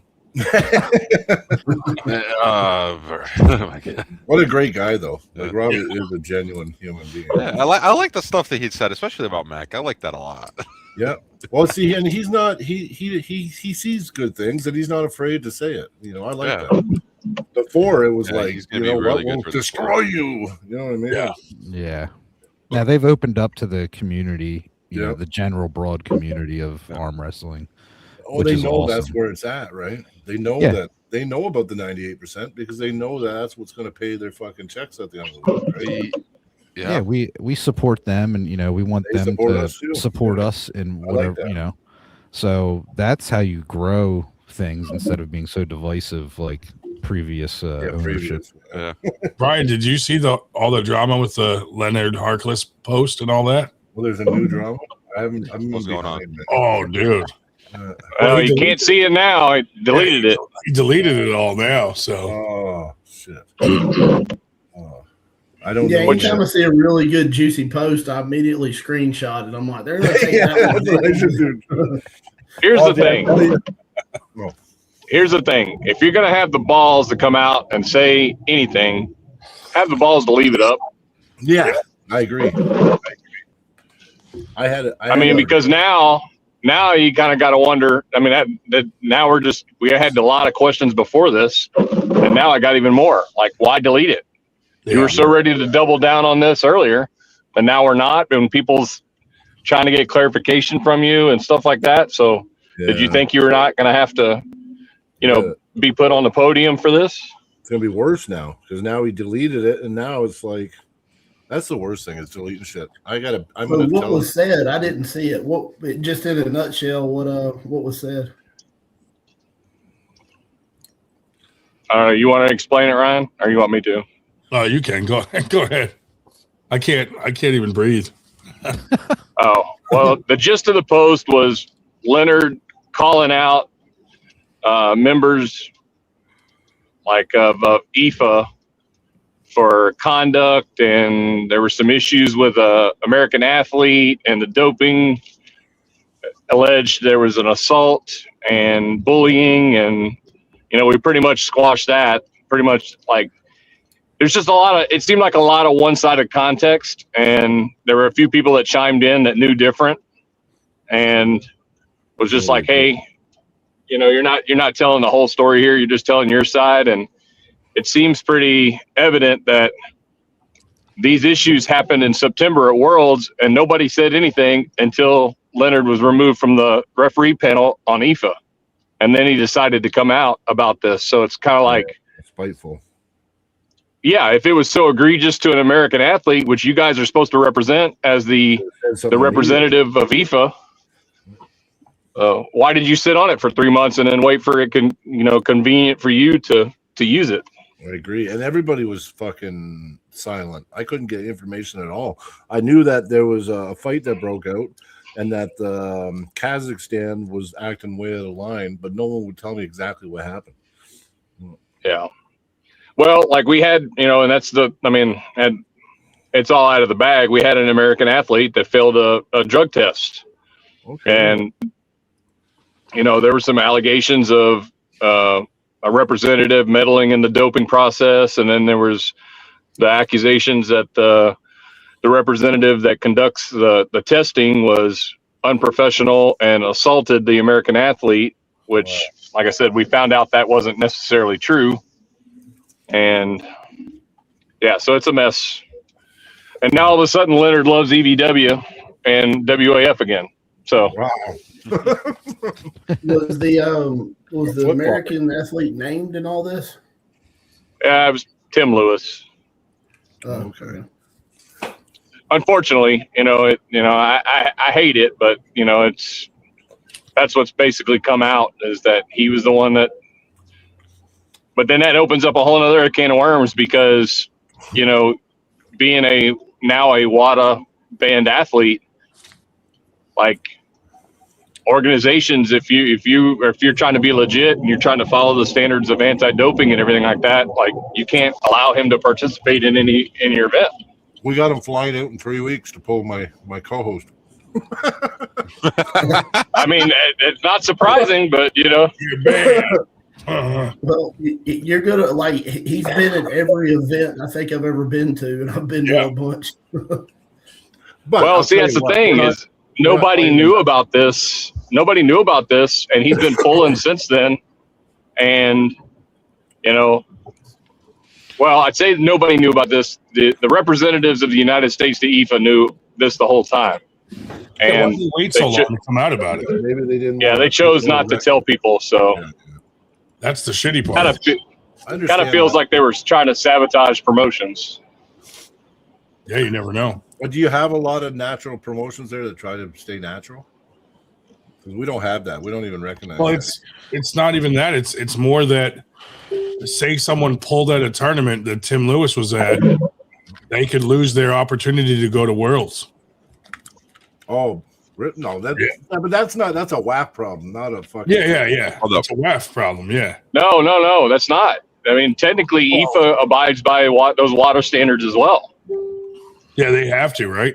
At the world, but the world level. It doesn't mean you have to ban people that compete against them and stuff. That is tyrannical shit. So I would just tell them to fuck off. The steroids, they rub off. Well, that's stronger. But the way they punish, you know what I'm saying, right? I want to touch you.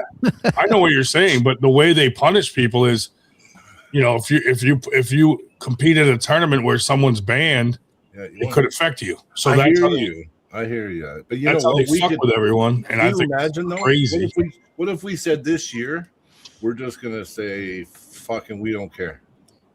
Yeah, right. And what's gonna happen in a year? They're Nothing. nothing. They would all collapse. Yeah, they'd all yeah. Like why don't us as a community just say, you know what? That's it. We don't give a fuck then. You know what I mean? Guess what? No one's going to WAF. You know what I mean? If everyone Well, I mean, it's not so much the WAF. I mean, we all have that outlook on it, you know, and I agree with you, Brian, when it comes to that kind of stuff. But I know what you mean. Like, I know what you're saying too. yeah, when it comes to the WADA, I mean, if we ever want to legitimize our sport on an extremely professional level like that, it's going to come with those types of standards. I agree. But then, but by the time that does materialize, I mean, even in the UFC, when they used to with USADA, they would just get like a 18-month ban or a 2-year ban, or they had to pay a fine, or you know what I mean? Well, that's all. Tim's got a probationary period. He's not banned for life. Okay, yeah. Just no years. Yeah, I mean, they did give him 3 years for some reason, but yeah, I mean, he'll come off of it as long as he meets I thought it was 2. You know, I thought it was 2 years, and then the board said it was 4, and then they gave him 3. Like, that's confusing. I mean, it wasn't that long ago that Cody Merritt was on the ban list. Yeah. Well, the question in my mind too, and this may seem, like an odd question, but it's relevant here, is a WADA banned athlete just not allowed to compete or not allowed to have anything to do with an event? And the reason specifically, Tim not only competes quite a bit, he runs brackets quite a bit. Yeah. According to WADA, Tim can't even dream about arm wrestling. Yeah. I know. No more jerking off to arm wrestling pictures. The point is, if he was running brackets at a tournament and somebody who competed at that tournament wanted to go to WAF, they would be equally at risk. Yes. Yeah, we give them too much power, guys. Like we got. You know what? I understand. Just did a super match at our last event 2 weekends ago. I'm not vouching for Tim right now. I'm just because why I'm mad. No, I'd be mad at Tim because you know what? He went there knowing there was a possibility of being tested, and he did it. Yeah. So that's why I would be pissed off at Tim. But I mean, you know what I'm saying, right? Like this other issue is like we just give them a lot of power, and I don't know why. They don't pay us. They don't do nothing. I mean, I get it, right? But I just think that we give those guys too much power, because it's not based in our country at all. Well, yeah, because listen, this is the way it works. Amateur arm wrestling, there's no steroids allowed. But professional arm wrestling, you actually are allowed to do steroids. And what I'm saying is that WAF, even though it's such a high level and it is the best in the world, it's still considered amateur in a sense. Because it's just like the Olympics. When you go to the Olympics, once you become an actual pro athlete, you're not allowed to go to the Olympics. Like, you know what I mean? Yeah. With certain exceptions. Yeah. So, like, I look at WAF like that, right? So, like Devin would never go to a WAF. He's an elite, right? Yeah. While we're at it, does anybody know what the substance in question was? Oh yeah, I don't know. But you know who deleted some messages on me this week, and I'm not very happy with him. Oh, Logan Bulldozer. Oh yeah, you told me something about that. Yeah. Yeah, you know what? I don't think you know what. That's not a good road to take, man. Like controlling your chat and deleting people or something you don't really like in your chat, you just start deleting it. I don't know. Yeah, just throwing it out there. What's going on? Was it a Facebook post or something? Or yeah, he posted the win on Todd Hutchings, left-handed. He's playing. Oh God, yeah. Practice. So all I said, because I never seen it, right? And he posted a video of it. So all I said was how did the right go? But I didn't. Oh, you monster! Yeah, but I didn't even mean it rude. I meant it genuine. I was genuinely curious. What'd you say? How did the what go? How to go on right hand? How to go on right hand? Oh, and then all of a sudden I got attacked by the whole chat. And then so Blake Bouillon, we were talking, and everything was cool, right? I said, don't be so sensitive. I said, all I talk is highly about Logan. Yeah. I said, I just genuinely wanted to know about the right hand. But they were like, you discredit him. Why would you do that? Why would you downgrade his bowling? I'm like, all I said is how the fuck did the right hand go, man? Like, you How dare you? I was just like, he probably took that in the wrong way because I think a lot of people hit him with that because he's mainly he's a a left-handed guy. He's a left-handed bowler. But let me finish though. So I said afterwards that I apologize if you took it that way. I said, don't be so sensitive. I said, honestly, you're doing great things. Logan's doing great things. And I just, you know what? I was just curious. You know what I mean? And then Blake Bouillon hearted it and said, oh, man, we're good, man. And then I talked to Blake on Messenger. But I thought, no big deal. I went back and fucking Logan deleted everything but me looking like an asshole. He deleted that whole conversation after and left. So how'd you do on the right hand? And then left the negative shit, but took out my stuff. Yeah, I read that and I was like, man, Brian's really an asshole. Yeah, but I just thought, like, fuck yeah, you're gonna manipulate your chat like that, man? Like, come on. I don't like when people do that. No, because I don't take down anything. Like we discussed last week, but at our event 2 weeks ago, somebody that we thought was, a close friend, basically told us our tournament was the worst tournament in the history of tournaments, and then found that everybody was disagreeing with him, and he took his shit down too. Just You know what I told Ryan about that? Him showing his ass like that in the venue, doing what he did, I'd never allow him to attend one of my events again. And I don't ban people. I don't prevent people from pulling lightly, but when you show your ass like that, you're a grown ass man, show your ass like that, kicking chairs and doing stuff like that, don't show back up at my event again. Yeah. We could have really been screwed if the wrong person had seen that and thrown us out mid. That's what I was trying to say. Like, what if that chair hit a patron or the owner saw it, and then the owner was like, "Tournament's over, get out." Man, we would have had to not only pay everyone, then reimburse all the people that didn't get to pull. Like, we would have been in the hole big time on that event. Like, you want to be mad, you don't like the tournament, whatever, say whatever you want to, but when you resort to basically vandalism, Yeah. What's up, Paul? You're a guest. You're a guest there in that, at that venue, just like we are when we go to have these events. We're guests. Yeah, that's true. I wouldn't walk in his house and kick a chair. You know what I mean? The best was the text that said, "I should have thrown the chair at you." And I was like, "Well, I'm sorry you feel that way, dude." What's going on? I was like, "You should have thrown Superman. Superman's in the house, dude." Well, when you go to one of these, dude. Superman and Horseman. Nice. The buff horse. Hey, Henry. We saw a picture of him holding two those trophies together. Those are some awesome trophies on your headboard you got there. The trophies. Oh yeah, Dave. We didn't even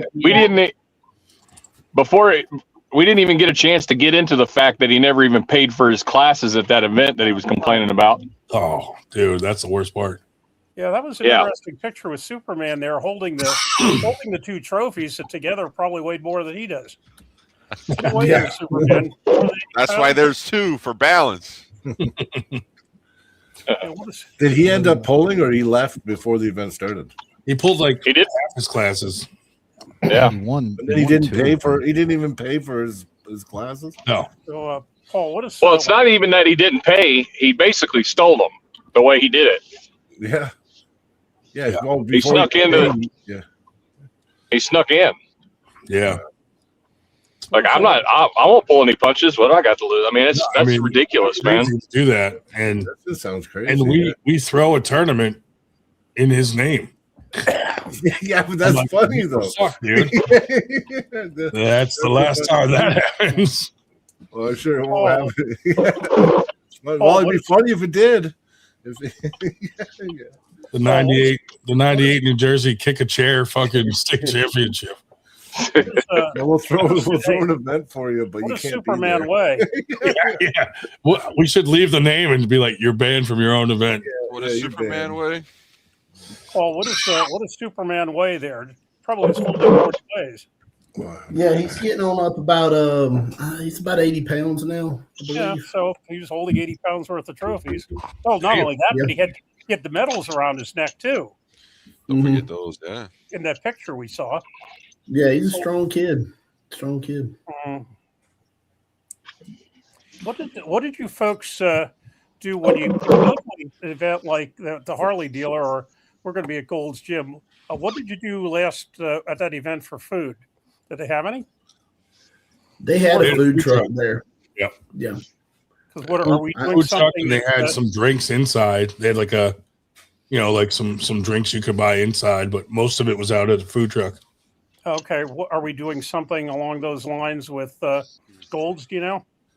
Gold Gym they're in like a strip with all kinds of food and drinks right there. Oh.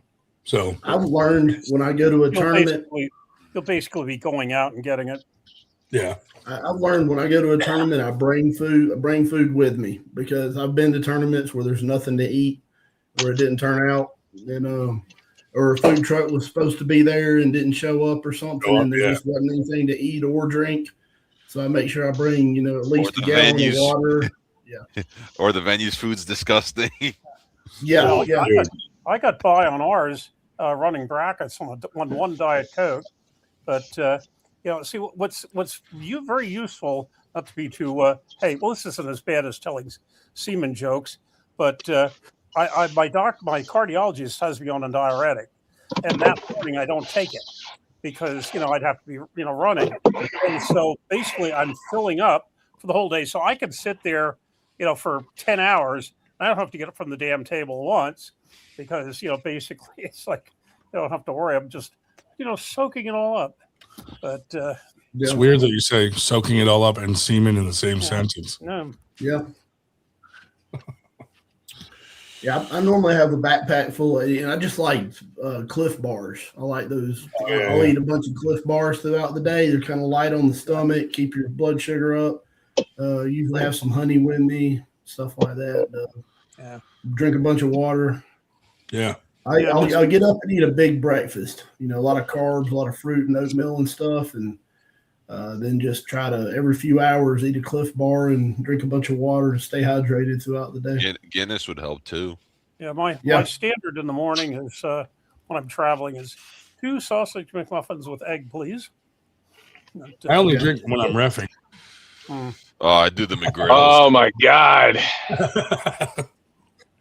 I knew that would trigger Billy. It triggers me. Oh man! You know what we've had luck with? Vitamin Shop at the last few events, reaching out to them, and they've come and set up a booth and had tons of like free samples, and they were like really happy to do it. So if you guys have a Vitamin Shop near you, reach out to them, because they, it's kind of a cool little extra thing to have it at a tournament, and they brought like tons of free samples of all kinds of stuff, and we're passing it out. Yeah. Yeah, I think Fisher. I'm about to get to work on. I'm about to get to work on planning my first tournament. Oh, nice. Yeah, nice. Yeah, I'm gonna start looking for some venues and start trying to get a good date planned and come up with a good game plan. So, do any of y'all have any advice about some, when you want to throw your first tournament, some things to look out for? And yeah, first, don't do it. You need to, if you want to do like a lot of people, then you just need to commit to about 10 grand, and then it's pretty much blow your budget. Yeah, blow your budget out of the water. In the first 5 minutes. And then never do it again. And then never do it again. Yeah. Really though, Paul? Just find a venue that serves food and alcohol, and they'll give you the place for free, because the trade-off is that people are going to be there eating and drinking all day. Fuck. Do you got your passport, Paul? Yes, I do. Nice. Would you be willing to come to Canada if you could? Oh, sure would. Nice. Well, Alberta. We're not really Canadian. yes, especially Alberta. Yeah, it's going to take Paul. After the temperature, it's going to take Paul a week to drive there. That'll be the one I definitely fly to. Well, no, you know why I'm saying? Because a close friend of mine is you've pulled him and beaten him, is Otto, right? but he's on the up and up. You're on his radar. So I was thinking maybe not this event. I just had paid for Bob Brown to come out and do seminars and all this, but maybe the next event, maybe you'd be willing to pull Otto. I was thinking, yeah, Otto Gold Hands. Yeah, Golden Hands. Yeah. We were in the same bracket at Winter Blast last year. We didn't pull each other. Didn't you bring that up like 2 weeks ago? Oh, you didn't. You missed each other. Okay, Judge, you brought that up 2 weeks ago on the podcast. I did, but now I'm thinking might as well talk it right to Paul, right, and just like maybe Paul try wasn't to here? make it happen. Well, He might have been, but like I'm going to be looking looking for sponsors for matches. I want to do it like the Armbender, right? That's So a the good mo- match. Yeah, I think that's a good Otto match. obviously has leveled up. He has been leveling up. Like the way he beat James Beach, just like so dominantly. I thought, Yeah, maybe, right? That'd be a good match. Anyway, it's in my mind. You'd have lots of months' notice if I do it. But yeah. I gripped up with Otto at Winter Blast once, and he's just like, yeah, got to fix this, fix. He's OCD though, right? It's not even his fault. He's so OCD on everything. Yeah. No, I was just like, damn, I'm about to go. Thanks, man. I'm about to arm wrestle tomorrow. Like I can't fix all this. Yeah, there's no fixing it the day before. No. Keep it in mind and work it out, but don't change nothing the day before. Keep doing what you're doing. It did help. My first event, I was so nervous that I ever went to, and I won it. I actually was watching, like, because I had the opportunity because the amateurs went after the pros. So I was watching like masters and the pros and everything, and I was like, and I seen something where this guy just went really high and through the index finger, and he just kept pinning everybody. So I was like, I'm doing that, and I went to the table, and I just tried. I didn't always go there, but I just tried to do that every time, and I won. I won my first tournament. Nice. Life, yeah. But I actually learned something just by watching. That's why I think it's important the amateurs shouldn't go first necessarily, or at least start both, because I think the amateurs need to watch the pros. I think it's important that they do. So, and then as a pro, you're not sitting around all day. And you don't deserve trying that. to stay fed and hydrated and getting tired. And, you need to go there and know about when you're going to perform. Be able to compete. That way, you can kind of have yourself fed and hydrated properly to be able to do your best performance, because there's no telling. I've sat there for hours and hours waiting on the amateur and gotten hungry and lightheaded and dehydrated by the time I pull and feel like I stand all day and my legs are jelly by the time I go, or see if I could make the pros wait even longer, I would. Yeah. and then plus when you're done pulling, you're more likely to watch the amateurs and maybe help them and jump in there and laugh if they need some help, or pull them aside, say, man, maybe you should try this, and give them some advice. I understand. Listen, the thing is I'm going to run these events not really as a promoter. I'm just doing it to try to build something. Yeah. So I understand that the why they do it.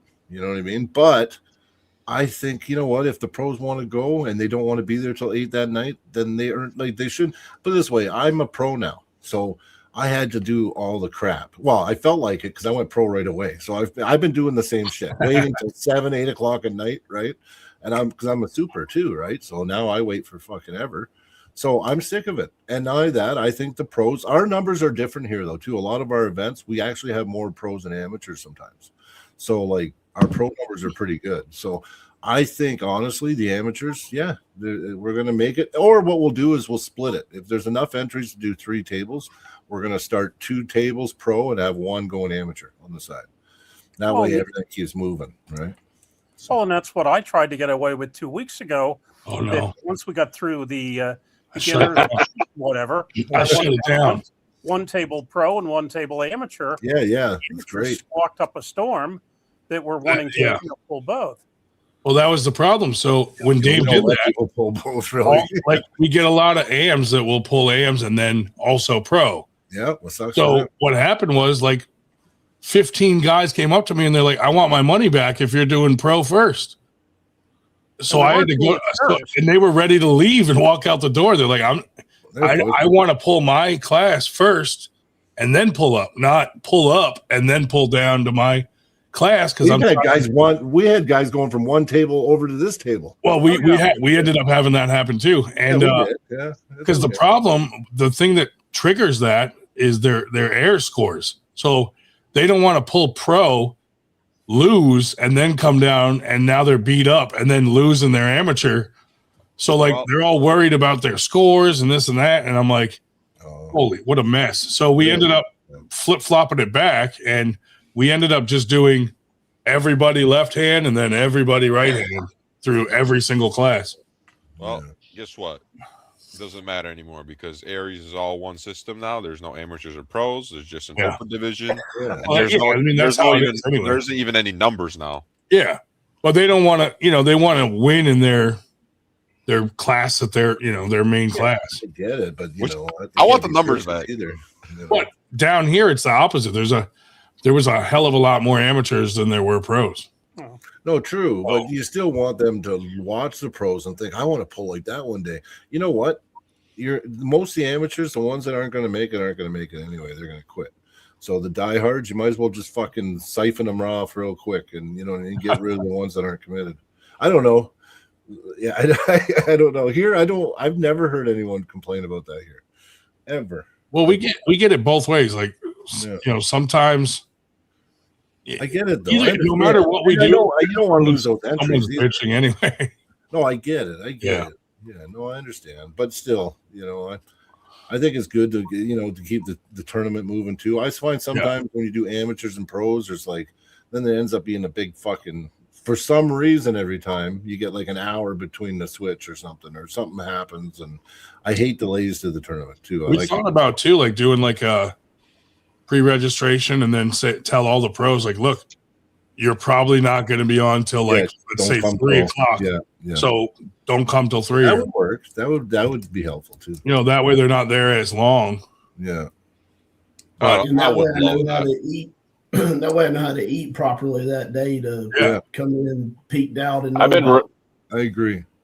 I've been running that hard start time for the open and pro class for over a year now. Yeah. What's the start time usually? 3 o'clock. Yeah. Okay. So if say you blow through the other classes, you just wait till 3 to. Well, I see between 2 and 3, I offer an additional weigh-in time. Okay. So like if we do have a super that doesn't need an early weigh-in, he can literally show up at 2:45, 2:30. Get registered, and then he's pulling within an hour of being there, and then he's done. And he's got his 6-hour day, like you're talking about, or more, just turned into a 3-hour day. Yeah, I'd like that as a super. That would be good because I'd be like, yeah, okay, fuck it. You know what I mean? I would relax, do my day like normal, and then time it to be there. Like I like to be early. I'd probably be there at 2. Right. Yeah. We also have to run Winter Blast is a whole different animal than that's harder with those numbers. Our regular tournaments run way different than Winter Blast because we have more leniency on how we do it because it's a smaller tournament. So 160 entries versus 5 something is it's not even in the same ballpark. Oh, I got a question for Big Rig. Did you who do you think is going to win out of Vancouver and Calgary? Have you got a chance to look at the teams? I have not. I have not. That's going to be amazing. But I will be watching. Our team is going to be good. Believe me. You know what I love about TOF for me is the last TOF of it. I didn't know half the pullers there. Okay. Yeah, you wouldn't really. Yeah, right. Yeah. Because but right now I'm at the level I know more pullers in Canada than I do in the States. Yeah. But I'm just like, oh yeah, I was like, yeah, I'm rooting for the guys that I know. And some of the guys from what was the team? Calgary and Vancouver. Yeah. No, Montreal. Montreal Smoke and Toronto. Yeah, I was going for a round of smokes. I did not expect the Saints to come back like that. Saints fucking they planned out good though. The points, Oh, the double points. Yeah, buddy. I was on the edge of my seat, I was Oh, dude, I love it. This is a sport that I'm going to be watching. It now. is cool, isn't it? Like, especially with the strategy, you'd be like, you know what, Paul, you're pulling up, buddy. Are you ready to pull a super? You know what I mean? I didn't feel that. I didn't feel that pressure or just the strategy aspect. I don't think they utilized it the best there, but I think going forward, the more and more of these matches you see, these team matches, they're going to figure it out how to, really. Yeah. Also, it was unfortunately a little like we were supposed to have a few pullers couldn't show up for New York versus Ottawa, and I was literally. You guys had a team event down there already? Yeah, at Mac 3 we had a team event. New York. Oh yeah, I remember that. Okay, yeah, I do remember that. Like I wasn't even going to pull that one because my left literally just got injured against Jeff Redford at Mac 2. And I wasn't pulling left. Neither was Brandon. We were down 2 hands off the bat. I did end up pulling left, and that was the only point I scored. Nice. Wow. Yes, yeah. But it was a great time. Regardless, I loved it. Yeah, I like the team thing. Interesting comment there from Ivan. I saw you flashed it briefly. I don't know that I would agree with him that pros should always go first, but. Certainly is an interesting thought. I think it's good. It's not score. They shouldn't be an amateur. It's not the biggest money proposition, but you know what? I think for just the growth, just to help the growth of the talent pool, I think it would be good. You know what I mean? I think there's got to be some kind of trade-off in a way. Right? I think as an amateur, you shouldn't be worried about your area score. That's right. An amateur, you're just learning that's just one excuse that some of them say, but part of it too is I've ran into that excuse multiple times, and I myself have been worried about my score. Yeah. But the amateur part of it too is about the amateur score. We get way more amateurs than pros. So for us at some of our tournaments to cater to 10% of the population of the tournament over the other 90% would be. Do you think that the amateurs wouldn't do it though? I'd just be like, listen, the pros have been doing it for years. Would. Yeah, they earn their right to be first. But when we've done that, and everybody thinks like, the pros are going to hang out. No, they leave the second day. If they do, though, what's the big deal? Well, part of our problem is like when I'm trying to talk to a venue and I'm like, hey, you let us have this venue for free. These guys are going to stick around, hang out, drink, after pull, and then half the crowd leaves. It doesn't look good for us. A free venue yet. I paid $7,000 every time I get a venue, so I haven't experienced when I'm trying to get a free venue and I'm telling them these guys are going to stick around and hang out, and then like you let the pros go first and they all bounce. That's hard on the promotion side. It's hard. That doesn't happen here so much. They don't get here. You're trying to tell me they don't sit around and drink here. A pro will win and go grab their trophy. They'll even ask for their trophy early. We're not even asking about trophies yet. They're like, hey, I won my class, but I got to roll. And they grab their trophy and they're out. Party in the parking lot. We party in the parking lot. I've seen that a lot. Here, it's like they want to just pull and go home as fast as possible. Well, we all got hotels. We don't even get to go home. We have hotels. Because you guys got to travel farther. That's right. Yeah. So it's very different here, especially where I live, because it's so saturated with arm wrestlers.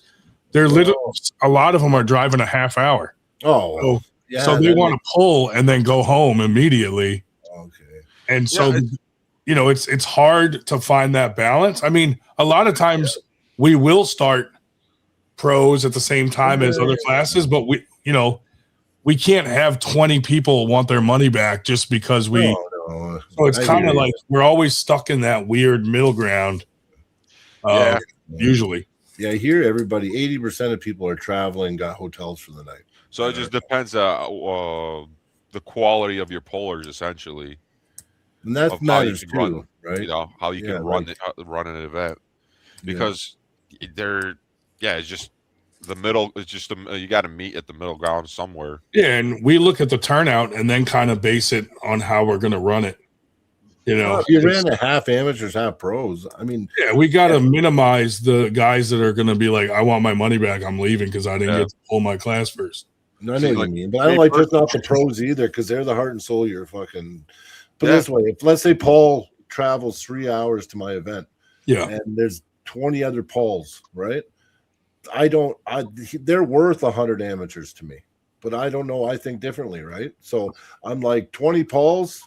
I don't give a fuck about the 100 amateurs, but I guess I'm not. It sucks because I'm not even thinking about profit, right? I'm just thinking about way. Part of the reason that we look at it a little differently is because we're trying to grow the sport, and a lot of these AMs, if they come out and have a bad experience, they're never coming back. So how do we grow the sport if we're, like we got to find that medium ground usually to try to keep those. But let's say the 20 polls. But my whole point was, so let's say the 20 polls don't want to come now, and I got no talent at my fucking event. Yeah, I got all these amateurs, but nobody decent to pull. And then the amateurs don't want to come because there's no one special coming that they might get a chance to grip up with. Well, that's the thing. At our smaller events, we don't get 20 polls coming. We get mostly amateurs and those guys that are, lower level pro.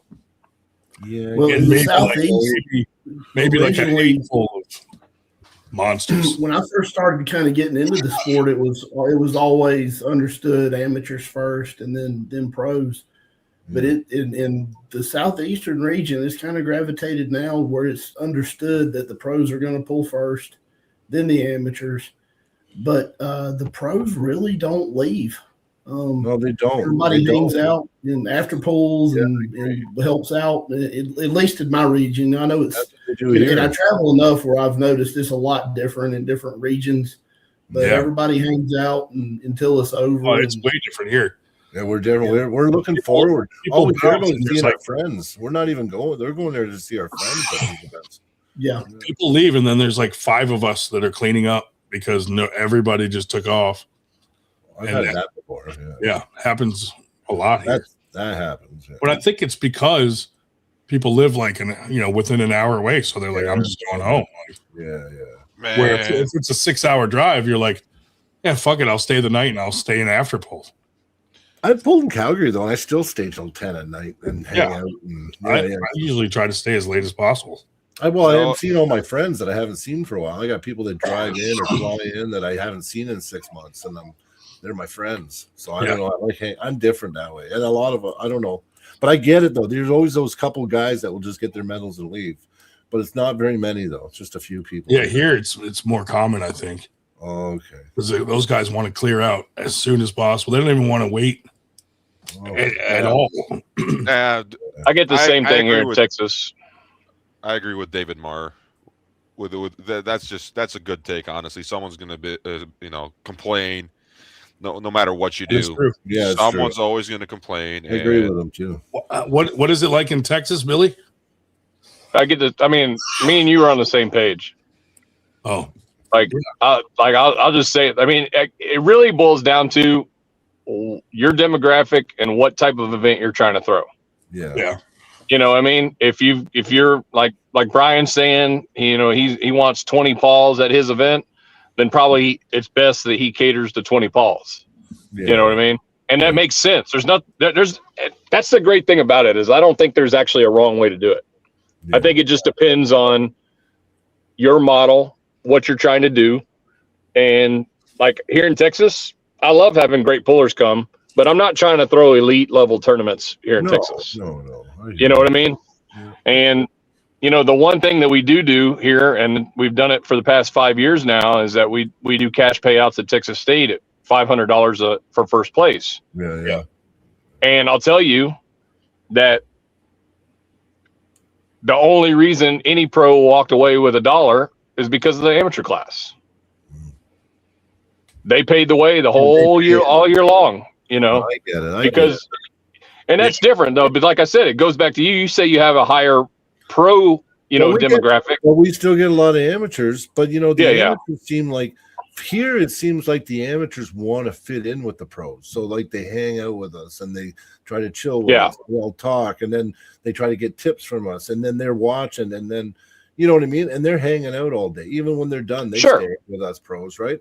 So like I think it caters to them, but I know a lot of the amateurs here want that chance to grip up with me, or they want that chance to grip up with Sean Crowther or a Josh Bellin or a Joe Fox. You know what I mean? So that's some of those. There's different types of amateurs, right? But I guess what I want to do is cater to the ones that I think that can be part of our brotherhood. Like, so, like the amateurs that come in and they get that feeling, and it's just about, being part of arm wrestling and that. But I get it. There's always going to, if you had large numbers of amateurs, you definitely don't want to lose any entries. But our image or our credo is just family. So it doesn't matter if you're amateur or pro, you know what I mean? We're all here, let's hang out, have a good time. And I guess I never really thought of tournaments is different. Like we might have the pros go first at one and then not at another. It depends on the feel of the crowd and I don't think there's any wrong way to do it, really. I think it depends on your pull. Like if I run into that, I'll probably be looking at it your way. Like if I haven't seen it yet. You know what I mean? So. Yeah, that's fine. I mean, you're doing what a promoter should do. You're playing to the demographic of your pullers and what they do. Yeah. And that's what promoters should do, Yeah. No, I agree 100%.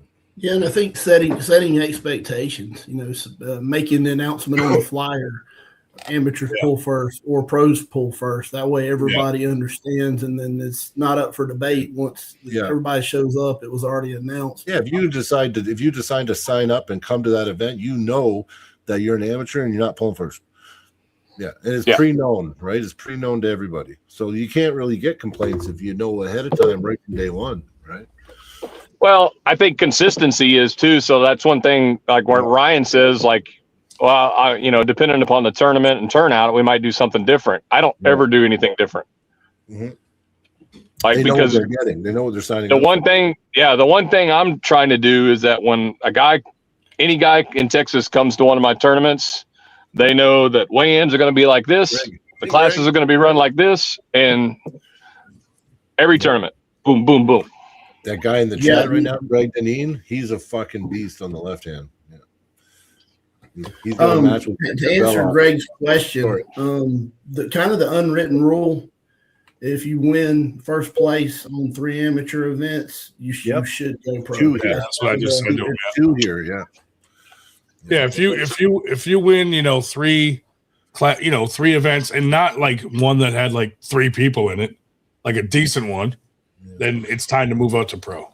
Yeah, we have it actually in our arm sport thing. So it's 2 years or 2 years, like 4 events or more, or it's 2 wins.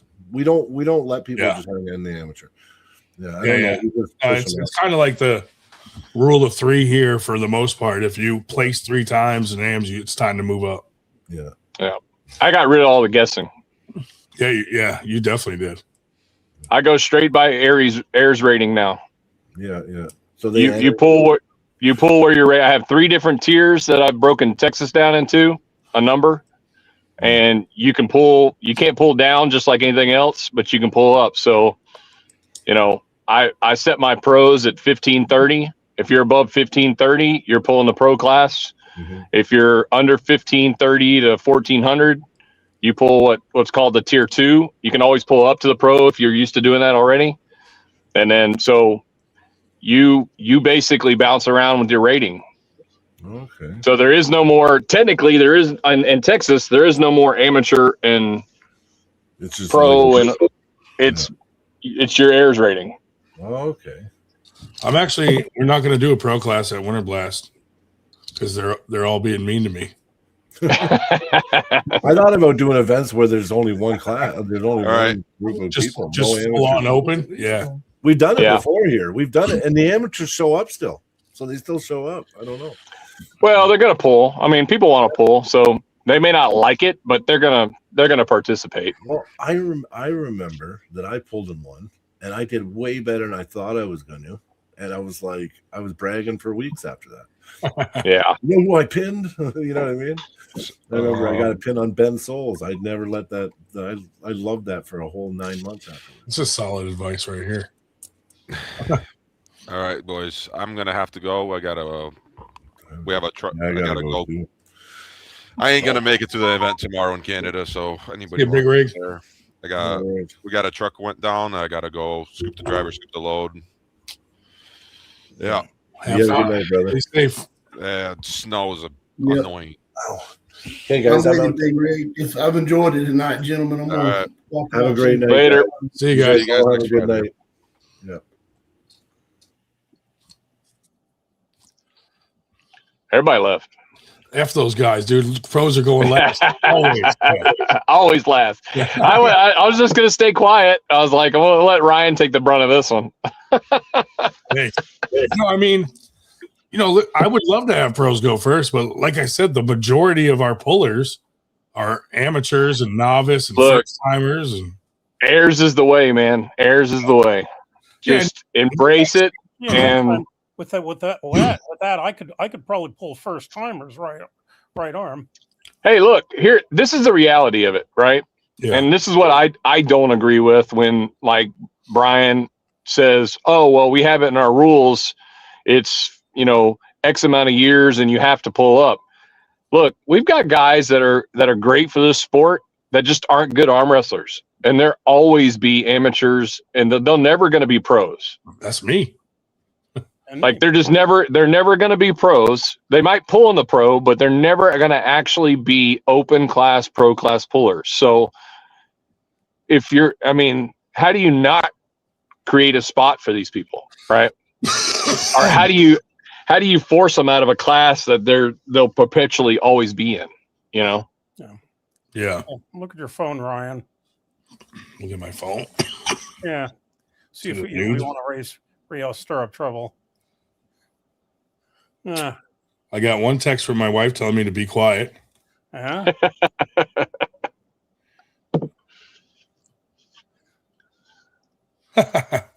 Yeah. I'm evil.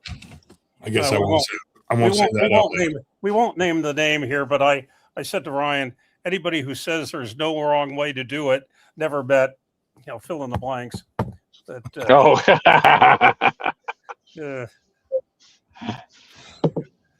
Yeah. We have I some mean, people it's definitely hard. made the wrong way to do it. Like, especially with the 98 concept, like we're trying, like our main goal is to grow the sport. So if we started screwing over all the lower level guys when we're really trying to treat everybody kind of equally, we'd look like assholes. Yeah. Just depends on what you're trying to do, Yeah. And for whatever reason here in the East, Northeast, way more amateurs and lower level guys than there are top level. Like we have some pros that come that are beasts, but we're not getting like it's not like Jerry Cadorette showing up or something, Sure. And like I said, I've told people, I've thought a couple times, should I still be competing? And I thought, should I just, do my thing in other, practices, brackets, whatever. And I thought, that'd be a wuss move. And, here once again on last week at the MAC thing, I had this match with this, kid, probably 20-ish. But it was his first tournament victory ever. He beat me. And, it's like, I figure, hell, it's only half a joke to say that, the joy that I'm bringing into some people that, by God, they actually won one and, whatever. And so, hey. Yeah. Yeah. But Dave, you love pulling. So why not pull? Yeah. Who cares what anybody else says? And why? I mean, how long have you been pulling, Dave? My standard answer to that is 8 years, but I still suck. Exactly. So, by some standards, you should be pulling pro already because you're 8 years in the sport. That's just ridiculous. That would be ridiculous to make him do that. Yeah. Well, yes, absolutely. The idea of me pulling Supers Pro is ludicrous. Yeah, I don't know that I won a match in the past 2 years, amateur. Yeah. Maybe some Masters matches, but in fact, I think the last matches I won were Masters. But no, I just, it would be it'd almost be an insult, to the pros that I'd be pulling. It's really to be pulling me. It's kind of, ridiculous. But no, look, that's what it all boils down to is everybody's building the sport in their own way. All right. So, it's fine for them to, to say pros go first. I mean, Sean does pros first and everything like that. I mean, it's, nothing wrong with him doing that. But honestly, here, the second the pros go, they're out, they're gone, dude. They're not sticking. Oh yeah. Look, at the end of the day, I don't think at this last year. Yeah. I think my longest after pool was at this last August at the Eastern, and I got to the point where like I don't even like tables set up to. I don't do warm up tables. Yeah. Because all they do is become after pool tables for guys that go, 0-2, quick out of the tournament. Then they after pool for an hour while the tournament's going on, and then there's no after pool because everybody's already, been on the side table pulling and they're leaving. I mean, yeah. Yeah, that's a fact. And for us, from the promoter side, like we want people to stay there as long as possible and support the venue for them letting us use it for free. And if everybody just left right after they got to pull, like we'd look like jerks telling them, oh yeah, these guys are going to hang out and eat and drink. And then they don't. It just looks bad. Yeah. This is our 5th Winter Blast. And the second one we had, which is the first time we were at the venue we're going to be back to this time, it ran fairly smoothly, mainly because we didn't have, Nanya and, shit and Paul Italia in the middle of it. And we were done in a reasonable hour. And our after pull, we pulled the plug on the after pull at 5 o'clock in the morning. 5 in the morning. Because we had to clean up and get everything out of the place. Yeah, but there was a good crowd too. Like, I was like, damn, dude, these guys aren't playing around. Well, but that's the thing too. Like something like Winter Blast, you guys are doing it at a casino. People are probably getting rooms there or whatever, and and like you said, they're close to home. So if they do stay late, Yeah. Yeah, that big. I saw that already about get me on a lot of gear. Hey, would you let us? Would you let us get you on some sort of steroid stack for Winter Blast to see? I don't know if that would any good. If you would do better. But I'll get IFP to fix them up. Oh yeah, there we go. It's like 2 years ago. I specifically made a point. I was on that big trip I took where I did some practices. I went to a fraternity conference in New Orleans. I had relatives in Kansas City, but I deliberately did it around the was it the strongest badge that they do in Kansas, or not in Kansas, in St. Louis. Yeah. And they specifically advertised massive after pull, and I went specifically for that, and it went till well after midnight. It didn't go all night, but that's. And that's why I really like when I do brackets. Really, by the time I get done with cleaning everything up, it's a lot of times the after pull is really nothing. Oh, sure. And there are tournaments I will not go to. For example, like in Massachusetts, they deliberately start taking the tables apart before they're even done. And we're David, they hold these tournaments in David. I mean, it's great people. Don't get me wrong. A great tournament. They run it very smoothly. They run four tables, but they're in a Dave and Buster's that is not big enough, so you really can't move around. There's no side table. You really can't even move around and schmooze. And then by the time they get to the point where they don't need all 4 tables anymore, they're starting to take the extra ones apart. And so I said, hey, if it was an hour and a half from me, I'd go there. But that does suck when there's no after pull at all, and like you kind of went there hoping there'd be one. Yeah, I mean, but even there, if I was an hour and a half, I'd consider going just because they're good people. But when it's 5.5 hours away from me, and it involves an overnight, sorry, ain't worth it. Coach Grapefruit said, "At what point does it become boring for pros pulling the same people all the time?"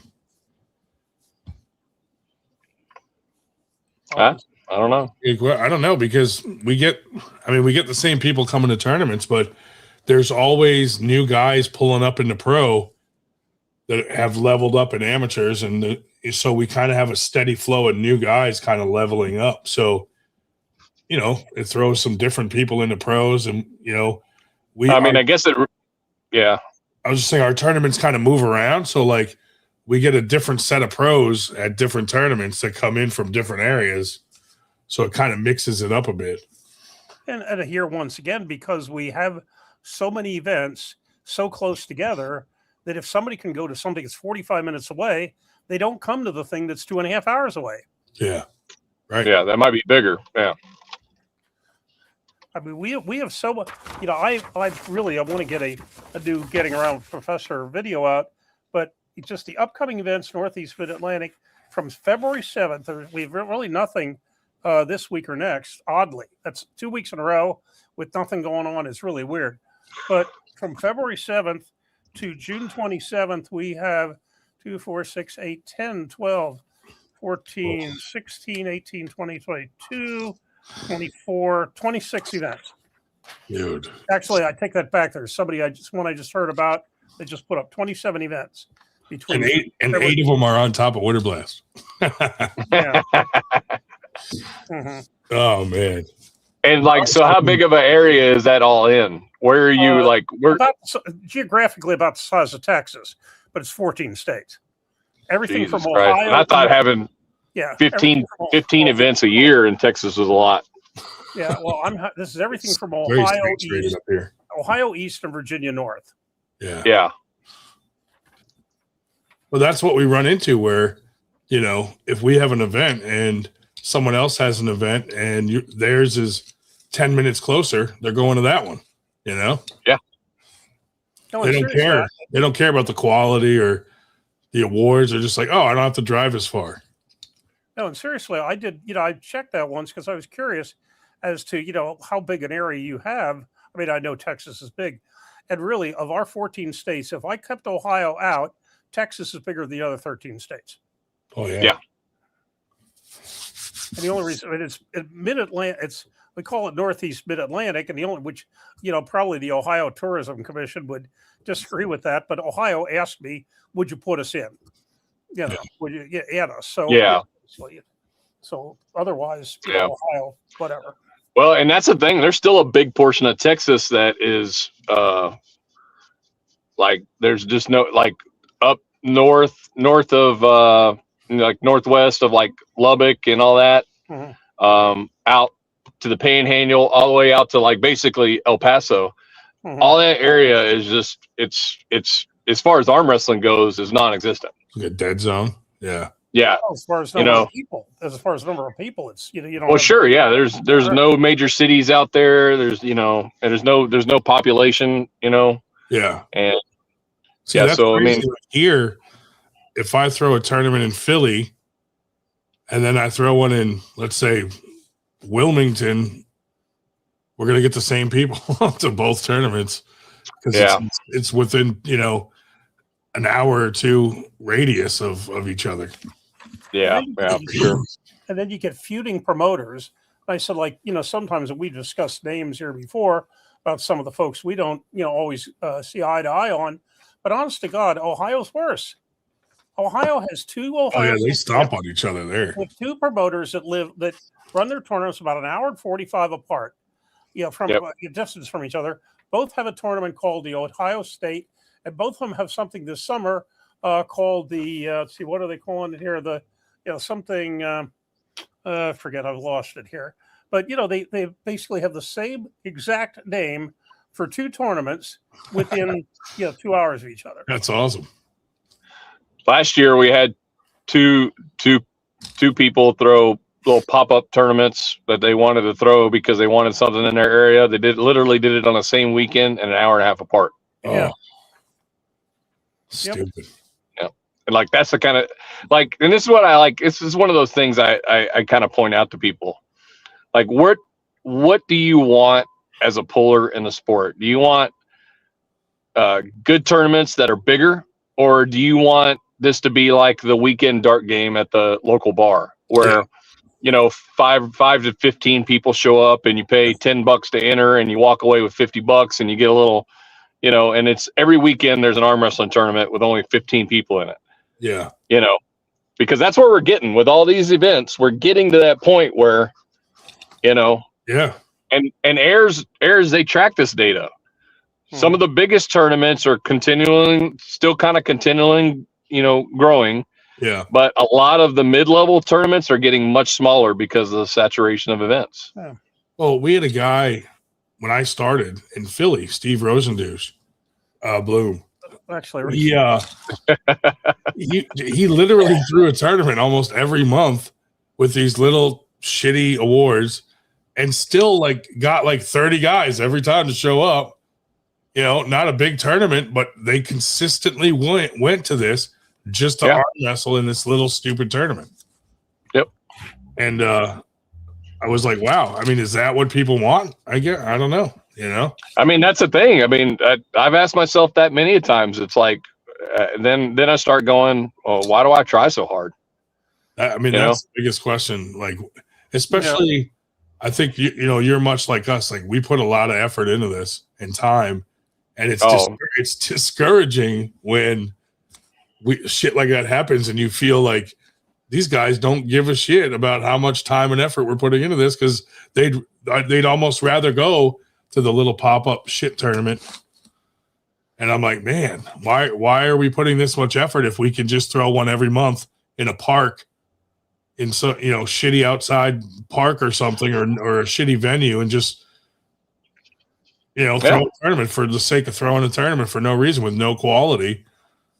And I think people would still turn up. And that's the sad part, is when you're looking at the big picture and you're like, man, Roy, you get no support. Yeah, Roy, the name was actually Rosenblum, but we called him Rosendouche because that was descriptive. That was descriptive rather than so he had a place where we would practice in this like part of like a school or something, and he was charging a community athletic facility, basketball court. Yeah. That's right. And he was trying to he was charging everybody $5 to come to practice. Nobody had a problem with it. Pay the $5 because he said he was renting the place. Well, then the caretaker comes through and goes, that fucker don't rent this place. He's on the board. He gets it for free. And we all, fuck this. And we all just stopped going to his practice. And then he'd order pizza. He'd get $10 from everyone. And then he'd order pizza, like 2 pizzas. And you'd look at the receipt and they were like a $5 pizza from down the road where he had, but he's charging everyone $10. And our understanding now is he actually has a business going where he's charging newbies $45 a month to train them to be arm wrestlers. Oh yeah. He has like a monthly fee, and he trains you, dude. And it's like $140 to be trained by a professional arm wrestler. I'm like, no way are these. And he showed up to an event recently with these like 2 or 3 kids that he was training, and I'm like, you guys seriously pay that guy to fucking train you? Just go to any fucking practice out here. Like, yeah. Oh my God. But he was one of those guys that would post a flyer and it would be like, if you need your roof fixed, or you need this, or you need that, like all these businesses, but it was just his phone number. Like businesses with the same phone number. Yeah. Different and unrelated. Unrelated. Like a repair business or maybe a delivery business. Caretaker. Yeah. Yeah. There's always there's one of those. So steamer and conniver. I said it the other day when Craig Subier made that post about promoters losing money and stuff like that. Yeah. And I mean, the comment that I made was pretty short and sweet. It was like, if you're losing money, you either have it to blow and you want to, you just don't care. Yeah. Or you're an idiot. You're just making bad decisions. And there's no way to lose money on a tournament unless you're really screwing things up. Then I look at all the comments of like the promoters going, oh yeah, I've lost thousands and I dump all this. It's for the love of the sport, which I get, trust me. But then like on the flip side, I look at this and I go, one of the things that we all talk about, what could literally take the sport to the next level is some big time investors. Yeah. And if they were to go to that post only and look at all the promoters that are losing thousands of dollars, what would make you think that they would be interested in investing in arm wrestling? Yeah.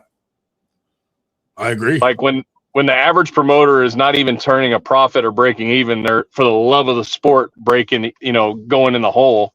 Like no investor is going to invest in that. You should be posting about what you can do for the sport and what you can do for these investors to show value in your promotion. Yeah. You know?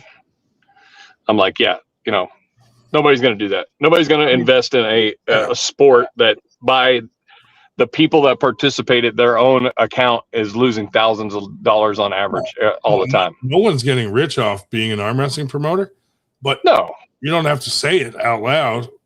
You can just say, hey, I would say that we're building our sport and all the money goes into the next event and, we're still growing. I would say I think you can pretty safely say that if a promoter was in this just for the paycheck and they were actually putting on good events, paying their staff, getting decent awards, all this stuff, that the average promoter probably makes enough money to go on like a small family vacation at the end of the year. At the end of the year. Yeah. Yeah. I'm not talking about a Disney, like a week-long Disney vacation, but I'm talking about like maybe a cruise or something like that. But they're like, promoters aren't making, thousands and thousands of dollars. They're probably coming up with, a few $1,000s at the end of the year if they're calculating profits after all their losses and everything. Yeah. I mean, for the most part, all our money just goes into the next event, and then we kind of try to save up for Winter Blast. And then, and then whatever we get at Winter Blast, which is usually more than the smaller tournaments, that funds the beginning of our next year. Yeah. Well, the last year we did manage to lose money in Winter Blast. Last year we did. Yeah. Last year was but we knew going into it that we were, going to lose money. Well, but like I was talking with you about this the other day. It's like, did you lose money? You just lost money on the event. Yeah. So you knew you were going to spend it at the kitty a little bit, but you didn't actually go negative. We went above and beyond. We didn't need a James Brown impersonator. We didn't need a guy. We didn't need a guy playing the bagpipe. But we wanted it. Sure. Yeah. So we went all out because we were teaming up with Arm Gods, and we're like, let's make a hell of a weekend out of it. Yeah. And we got gift bags for people, all kinds of stuff. So, are we going to do that every year? No. Yeah, you kind of have to cool it, at some point. We have to make a profit in order to continue to raise the bar, Sure. The more money we make, the more sponsors we get, we can do more for the community, but we got to find a way to get that money in. Yeah. So anyway, that's that. I won't keep you guys on any longer. I got to go into work. So I'm sure it's late as hell for y'all. Well, whatever you did, you got Leonard to delete his post. So I don't think it was me. Well, although I did make that last comment, but I won't take credit for it. You think he just didn't want to answer all those questions? Well, I mean, he wasn't answering the questions because like none of the answers that he actually gave made any logical sense. I think that some of the questions shed a light that he didn't really think it was going to go, and then he was like, "Oh, screw this."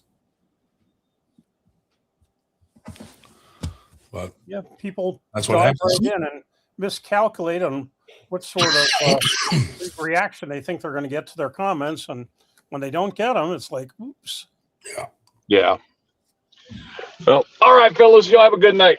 Have a good night at work, buddy. All right, later. Yeah. FTG. Yes.